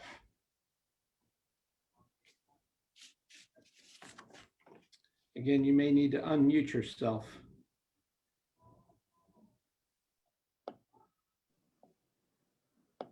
May not be able to in the process. Frank. There you are. Thank you, Jared. Yeah. My phone was unmuted, but apparently Zoom had muted me for some reason. Yes. The two comments on the contracts are accurate, and I don't have a lot to add. David Natkin is representing RARA. He's taking the first cut of the draft, and hopefully we'll get that to me soon. But fairly straightforward. I think there's no, between David and I, there's the feeling that the parties have essentially agreed, and we're just putting the actual agreement on paper. So we're hoping to have a draft to submit for council's consideration by the next meeting on the 17th. Terrific. Members of council have any questions regarding this issue? Hearing none. City manager, any other items looking to the future relative to the Spotswood property? Yes, Mr. Mayor, I would also like to go over some of the ground we've been over before, and that is now that we have an agreement with RARA, I believe council had indicated that it was then appropriate to continue discussions with interested parties about the remainder of the property on Spotswood to see if they wanted to move forward. That is, the offerers or those who are interested move forward with a proposal that then could be presented to City Council. So I want to confirm that, of course, is still council's intent. I completely understood that was the case, but just to be sure that publicly I'm completely aware and the public's aware that that is our intention. I would suggest it would even be appropriate if it was council's pleasure to direct the city manager and perhaps make a motion and a vote if that is the pleasure of council.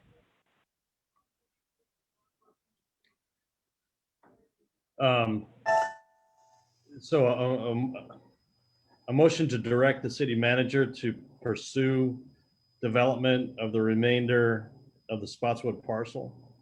Can we add in there for residential purposes? I feel as if we should provide some direction to potential developers, or that's what City Council is actually looking for the remainder of that property.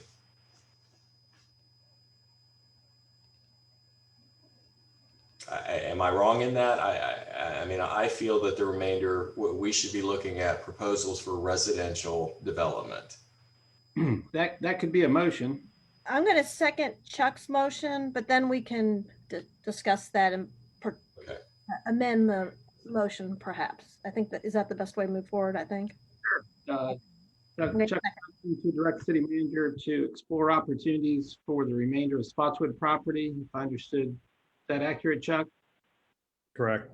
Leslie has seconded that. So in discussion, Dennis has made his pitch, and I ask for council, any other council members' reflections or observations.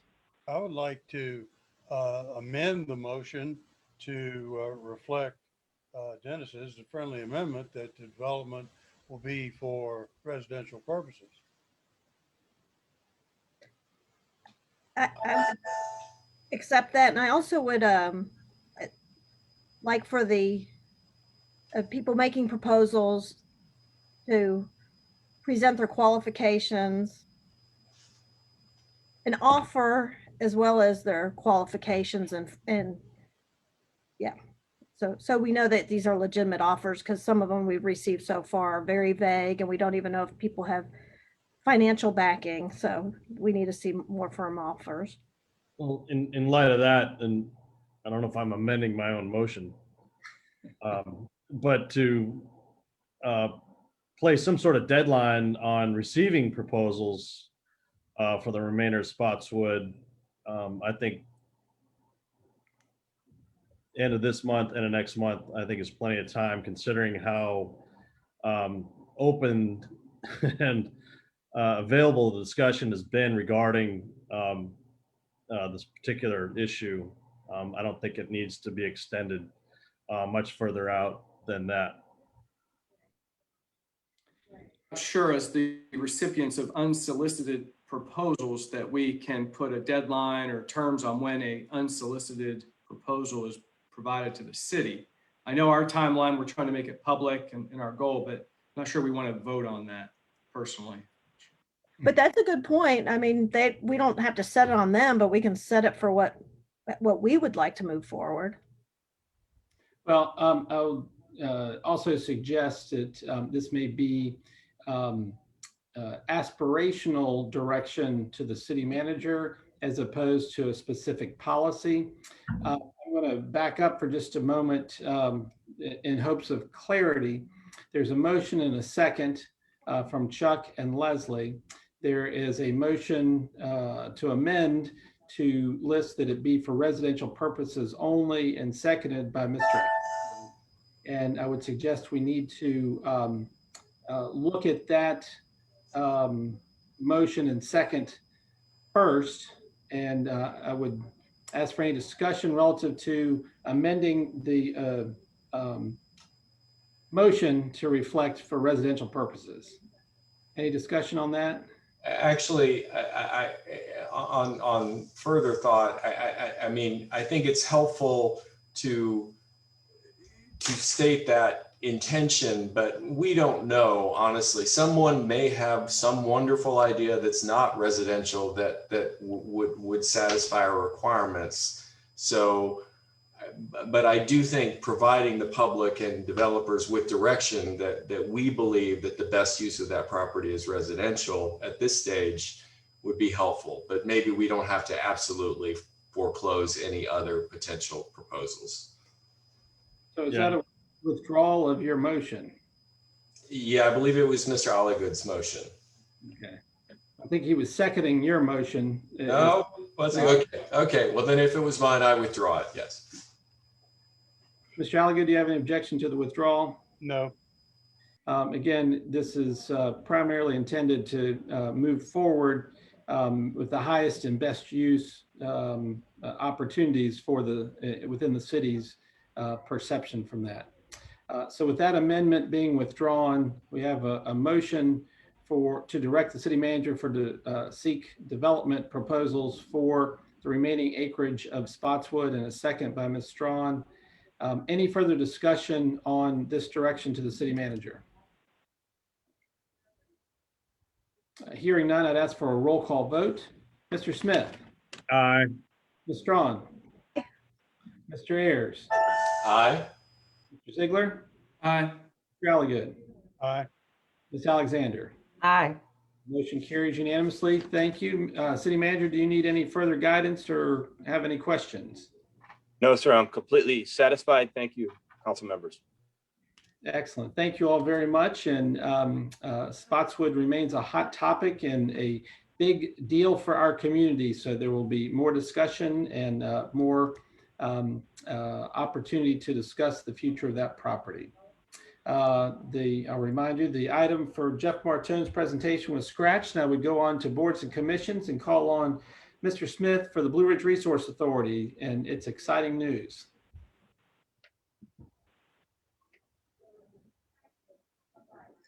Mr. Smith.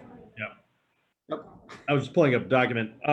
Blue Ridge Resource Authority, we did on June 1st receive a letter of resignation from our executive director, Ray York, sorry, effective September 1st. Advisory committee meets Monday, and I imagine we will start strategizing on a replacement in that director position. Second, a request for proposals for groundwater monitoring has been been posted up to see if we can get some competition in that area. Groundwater monitoring as a budget item is pretty high, and we're doing everything we can to see if we can shave that down a little bit and save some money and keep our tipping fees competitive. Terrific. Any questions for Mr. Smith? We're grateful for Ray's tenure as executive director and look forward to his exciting retirement beginning in September. Main Street Lexington, Ms. Strong. Yeah, for Main Street, we'd like to thank everyone who helped make Rock the Bricks Main Street Lexington's most successful fundraiser ever. And thank you to our sponsors, musicians, volunteers, birdhouse decorators, public works, and brick purchasers. The event has so far raised over $12,000. So thank you very much. As you probably know by now, the gateway sign on Route 11 North across from Tractor Supply was removed.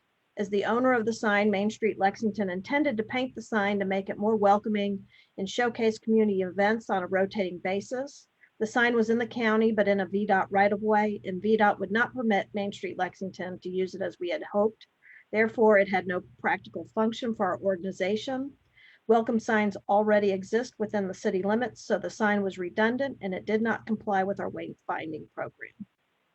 The Children's 4th of July Bike Parade will be on Saturday, July 3rd to prevent any conflict with church traffic. Bike decorating and face painting begins at 10 o'clock a.m.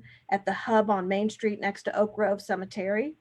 The parade starts at 11 a.m. and finishes at the W&L parking lot at Henry and Jefferson Streets.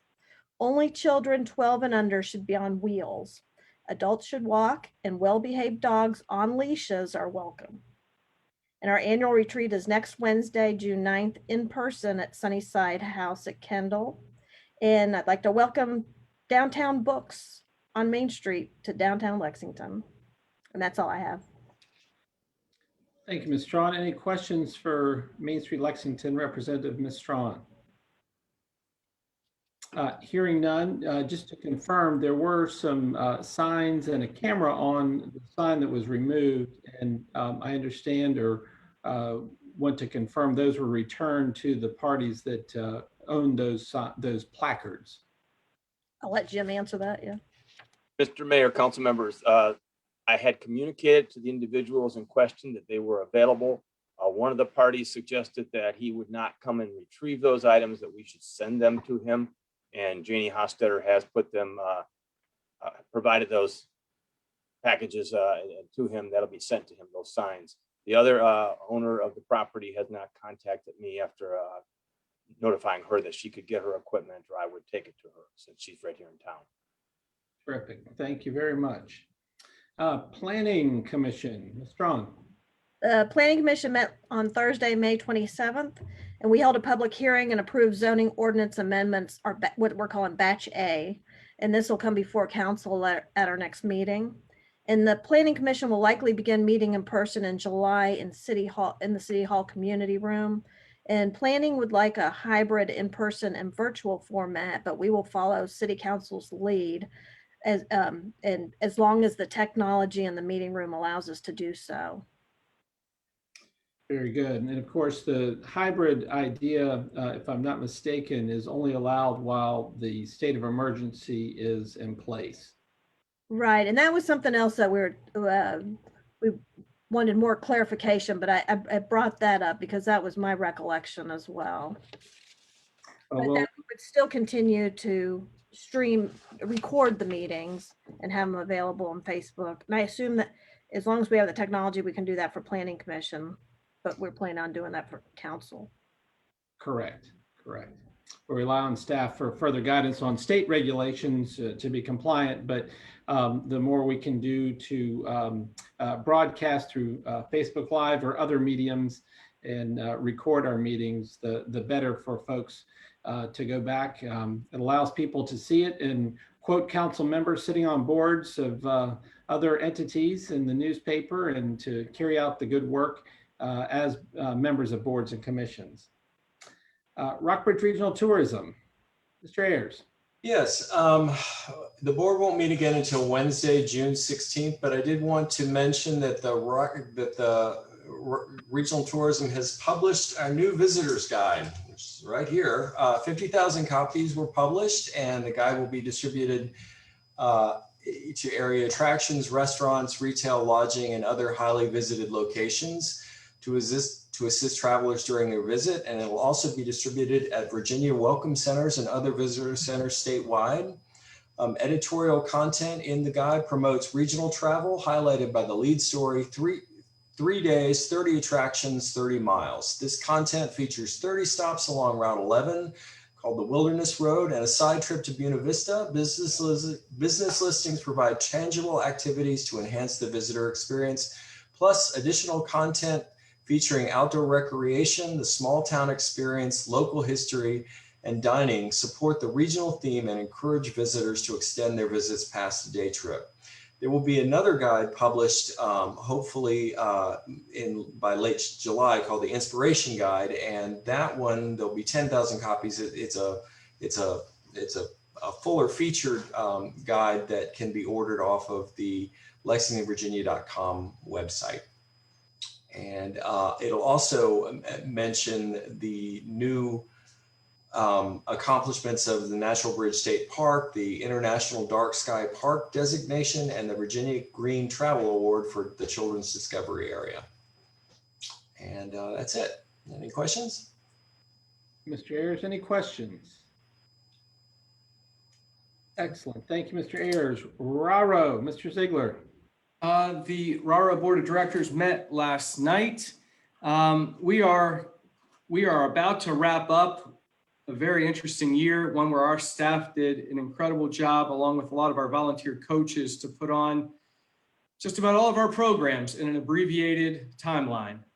We will have volleyball begin next week. Davina Copsey helps run that at RCHS. And so there's still that opportunity for some kids to do volleyball, but that will then put an end to our formal programs. There's still some baseball being played locally and so on, but it's been one heck of a year. We've been down 2 employees for the whole year. And so the work that's been done by Daryl Plogger, Brian Smith, and Bev McGee really deserves a lot of credit for them to get this done. And I do want to just shout out a little uplifting to Buena Vista. We used Laurel Park fields a ton this spring, and they look tremendous. And so big thanks to the work that goes into making those fields look good. All of our fields look good, but I just feel like Laurel Park, a lot of folks may find them for the first time through RARA when their kids are playing up at Laurel Park, and they look tremendous, and just want to say thank you and mention that to everyone here. But that concludes my report. Unless you've got kids that want to register for fall sports, we're still taking registrations for the fall sports.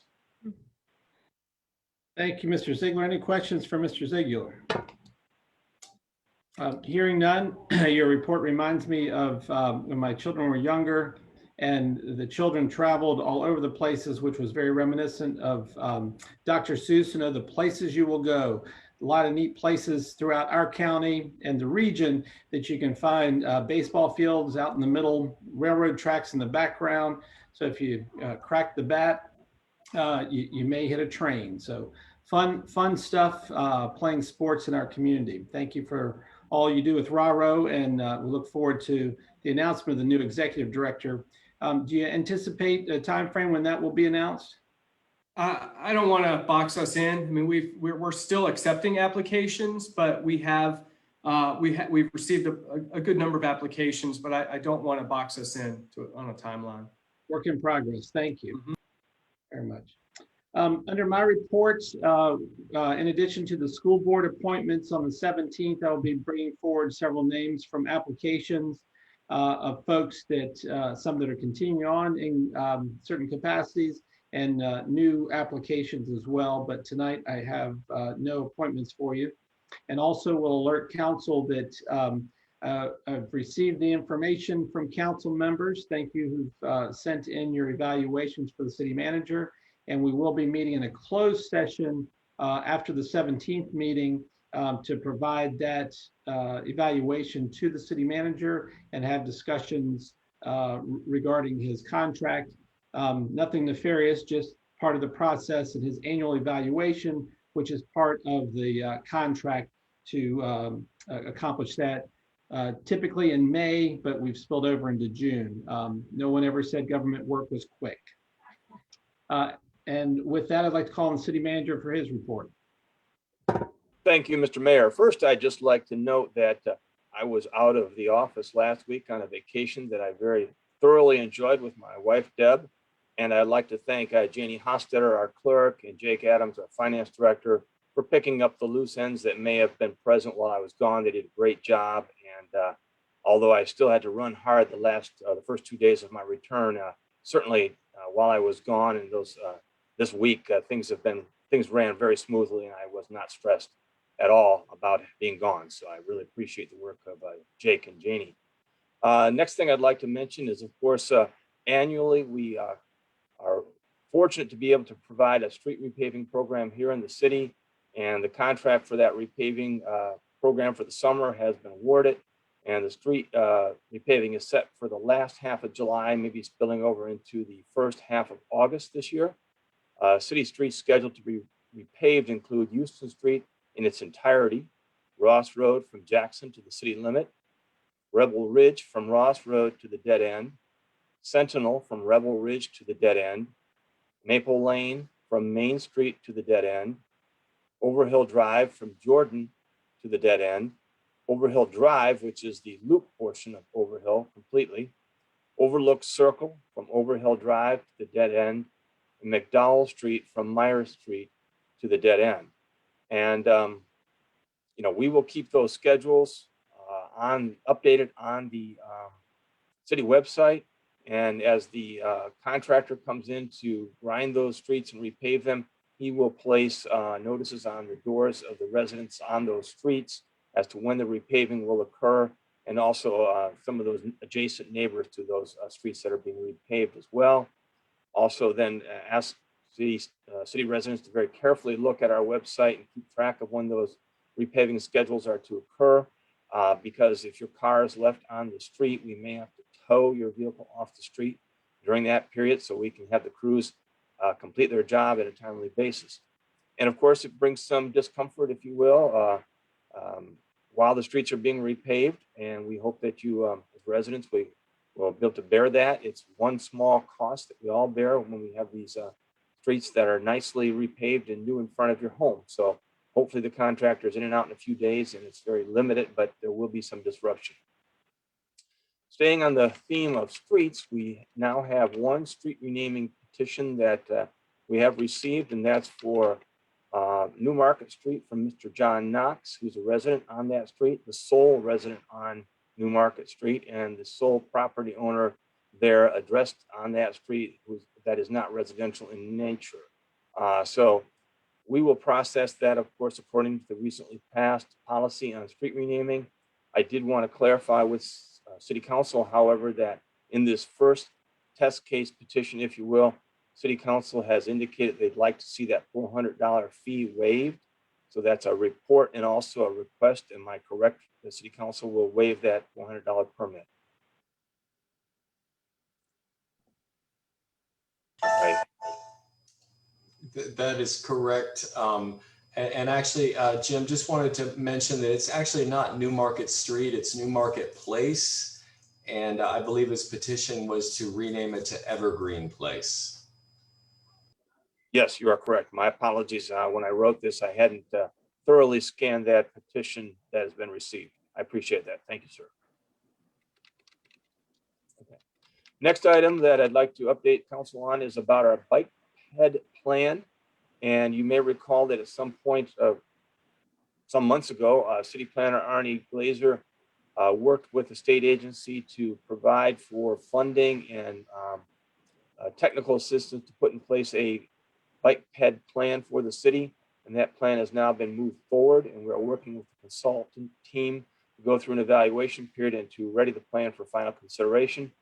It is anticipated a notice to proceed formally and actually enter into the planning stage will be forthcoming soon. But that's very good news, very good work on Arnie's part to put us in line for hopefully complete and comprehensive plan for bike and pedestrian paths in the city. Also to note, Blue Ridge Court Services now have a Lexington office, and that, of course, office will serve Lexington, Buena Vista, and Rockbridge County. These offices are located at 26 North Main Street, and City Council is invited to tour their offices on Friday, June 11th between 3 p.m. and 5 p.m. Blue Ridge Court Services provides support for offenders to provide alternative sentencing and help qualified offenders retain some normalcy of everyday life as their sentence is served, as a means of keeping them out of the jails or giving them alternatives that will produce and provide better results at lower cost for all of us. As was mentioned earlier by the mayor, staff has been working with the city school leadership to prepare for in-person meetings at Lilburn Downing Middle School. School staff have been very cooperative in helping provide access to the cafeteria in the middle school, and in-person meetings can begin at the next meeting on June 17th, provided City Council is in agreement with this. And absent somebody saying anything different, given what I've heard, that's how we will proceed. Further updates on the Juneteenth celebration. I know our earlier presentation at the beginning of the meeting did touch on that, and the group of community volunteers working on the Juneteenth celebration are beginning to ramp up some media focus on the event, and information about the various activities surrounding the celebration should be seen publicly in a number of venues very soon. Everyone is invited to participate, of course. A few updates from the fire department. The newly purchased ambulance has been put in service just today and is fully equipped to support EMS staff response to any emergencies, of course, that we may receive. Last week, another bit of good news, the department received a grant for $21,477 from the Virginia EMS office to purchase tablets for use by EMS staff to report patient care received during an incident, patient care that was given during that incident. And this grant was a 100% grant with no city match required. The department also recently assisted Limekiln with the update to their emergency plan in preparation for the 2021 season. The department reviewed the site and provided input and offered to provide further support to the staff there as needed to make sure that the venue is safe and there's good emergency plans and procedures in place. Last week, the department had the very rare treat of seeing one of their EMT volunteers, Chase Calhoun, graduate from Washington Lee in the class of 2021. The young man has been volunteering with the department for some time and, of course, moving on to bigger and better things, but it was, again, a very rare treat to see that in a situation such as this. Just yesterday, it's another tidbit of news. B Shift responded to 16 911 calls during their shift, and this is roughly double what is normally experienced. While somewhat rare, these instances point out the value of volunteer staff who responded and the career staff who are on standby and respond in an instance of multiple emergency calls. So we're very fortunate to have these volunteers and career staff that can respond when we receive these very large number of calls and sometimes overlapping calls in just one shift. Few activities from the police department. The department has been working to fill 2 officer vacancies and 2 civilian position vacancies. During the past weeks, the department hired Officer Donovan Lewis from the VMI Police Department. Since Officer Lewis is a certified police officer, the training that is required for new uncertified officers is not required, and Officer Lewis can be on the streets almost immediately. Officer Lewis will be sworn in on Thursday, June 10th at 10 a.m. in the courthouse, should anyone care to attend. While the city had not actively pursued any officers at the VMI Police Department, we do want to say thanks for sending us one of your best. Of course, the department is still reviewing candidates for the second open position. The department also has filled 1 civilian vacancy through the hiring of Miss Pamela Roberson. Ms. Roberson comes to the PD with 25 years of executive administrative experience in the fire service and the Virginia Community College system. The other civilian vacancy developed when Mrs. Elizabeth Knudsen was recruited by the city of Richmond as an accreditation manager. Mrs. Knudsen is widely recognized as one of the better accreditation managers in the state. While the department hates to lose her, it is an excellent opportunity for her to pursue. So we congratulate her for that. Of course, the position is also in the process of being filled. I would note that while still new to the city, Chief Green has already met with and spoken to 2 community groups. She has also agreed to speak at a CARES and NCAA sponsored event to bring awareness to and reduce gun violence. And this event will take place tomorrow, June 4th at Hopkins Green at 5 p.m. Chief Green and the department are also planning a community walk to further bring the department and law enforcement in contact with city residents, and a town hall meeting to also strengthen the existing relationship between the community and the department, and hear the community voice as concerns or questions may arise and can then be addressed. Chief Green is also proposing a community survey, and that is also coming out soon. Finally, there is a formal welcome for Police Chief Angela Green, and that welcome will be hosted by the Community Foundation, the Police Foundation, and it will occur on Wednesday, June 16th at Hopkins Green to between 4:45 and 5:45 p.m. Everybody is invited, and Chief Green is truly interested in fully engaging with the entire Lexington community, our residents, business leaders, and all other community leaders and supporters. So that's the extent of my report this evening, Mr. Mayor, council members. If you have any questions, I'd be happy to answer them or provide additional information. Members of council have any questions of the city manager from that report? Hearing none, I will identify, I believe Katie Macy has her hand raised, and Katie wanted to see if there was a question that you had. Sorry, yes, I don't know if, are we able to ask a question as a non-city council member? Typically, the questions and citizen comments occur earlier, but given that it's a lovely night, I'll give a little latitude and embrace what you have. Okay, so I apologize. I knew you guys are like ready to be done, but I just wanted to know when he was talking about the roads being paved, Houston Street was one that was mentioned. So where do I find out like when that's going to be happening? And then also if I had any questions, because we have that alley that shares Houston to Maine. And so I just wanted to, like, it's a personal reason. I just wanted to know. So I wanted to find out where to learn more information. Sure. Always on the city website, and calling the city manager's office can give you the details. It's somewhat of a moving target because of weather and contract and what have you. But Mr. Mayor, this is Jeff Martone. Can I chime in here? Oh, please, Jeff, go right ahead. Yes, sir. We met with the contractor today for our pre-con meeting. He's supposed to get us a schedule in the next week. When that is received, I told Janie I would have her posted on the website, and we will update it as need be. You know, a lot of paving is weather dependent, but we do our best to update it every weekly once received. Okay, great. Checking the website weekly. Sounds like a good plan. Yeah, and we also send out an Alert Rockbridge inviting anybody who receives Alert Rockbridge messages to check our website. Yeah, I get those too. Okay, thank you so much. And great point with your question, Katie. The city manager sends out an email every Friday of significant events going on, issues related to the city. If you've not subscribed to that email, you can contact Janie Hossetter, the clerk of City Council, and she can add you to that list to get the most timely information in the community that's going on in the city of Lexington. Excellent. Thank you. I'm going to say very red-faced, backing up to the public hearing relative to the school board applicants.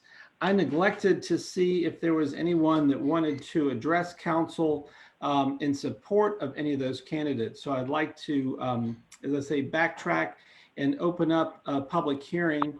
I know we received, I think, a written comment from Matt Swenty, and I identified you're on here. Janie, are you aware of anyone else who would like to speak under right now at 10:23, the public hearing relative to the school board applications? I don't have anybody else. Matt, I see that you're with us. Would you like to speak relative to the school board applicants? You're currently muted.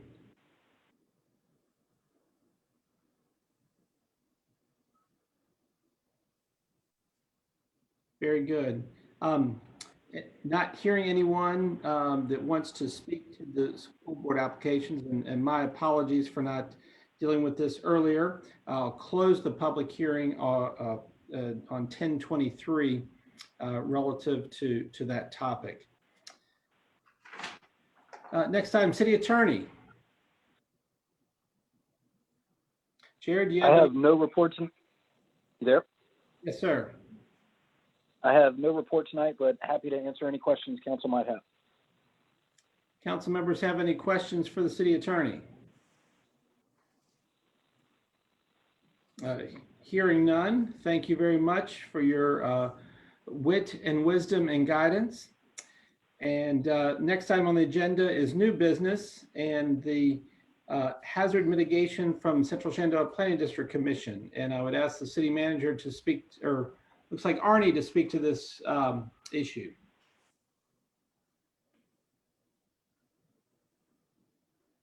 Evening. I'm a little bit at a disadvantage for this because I was the alternate that was appointed. The fire marshal was our primary. In the agenda item, you'll see that the Federal Disaster Mitigation Act requires local governments to develop a hazard mitigation plan. Luckily for us, CSPDC does that for us on a cycle that's required, and the plan has been put together, it has been approved by FEMA, and the next step is for each of the jurisdictions in our region to approve. The kicker is if you do not approve, then you will not be eligible for funds. Heaven forbid, in the case when we do have an emergency, you will not be able to submit your receipts to FEMA for reimbursement. So that's the most important reason for approving this hazard mitigation update. May we pray for no natural disasters or other disasters of sorts. Thank you, Arnie. And there's a recommendation from staff for approval, and I would ask for council's consideration. I move that we adopt the Central Shenandoah Hazard Mitigation Plan and the Central Shenandoah Regional Wildfire Protection Plan. Second. I have a motion from Mr. Ayers, a second from Ms. Alexander. Any discussion? Hearing none, ask for a roll call vote. Mr. Ayers. Aye. Mr. Smith. Aye. Mr. Alligood. Aye. Mr. Ziegler. Aye. Mr. Strawn. Aye. Ms. Alexander. Aye. Motion carries unanimously. Thank you all very much. And Arnie, please report back to the appropriate folks. I'm not aware of any other additional new business. Would ask if council has any other items or thoughts, expressions. If Ms. Strawn rubs her eyes, then at 10:26, I would proclaim that we are adjourned, and thank you all for your good work and wish you a beautiful evening. Thank you, Janie. You can shut us down.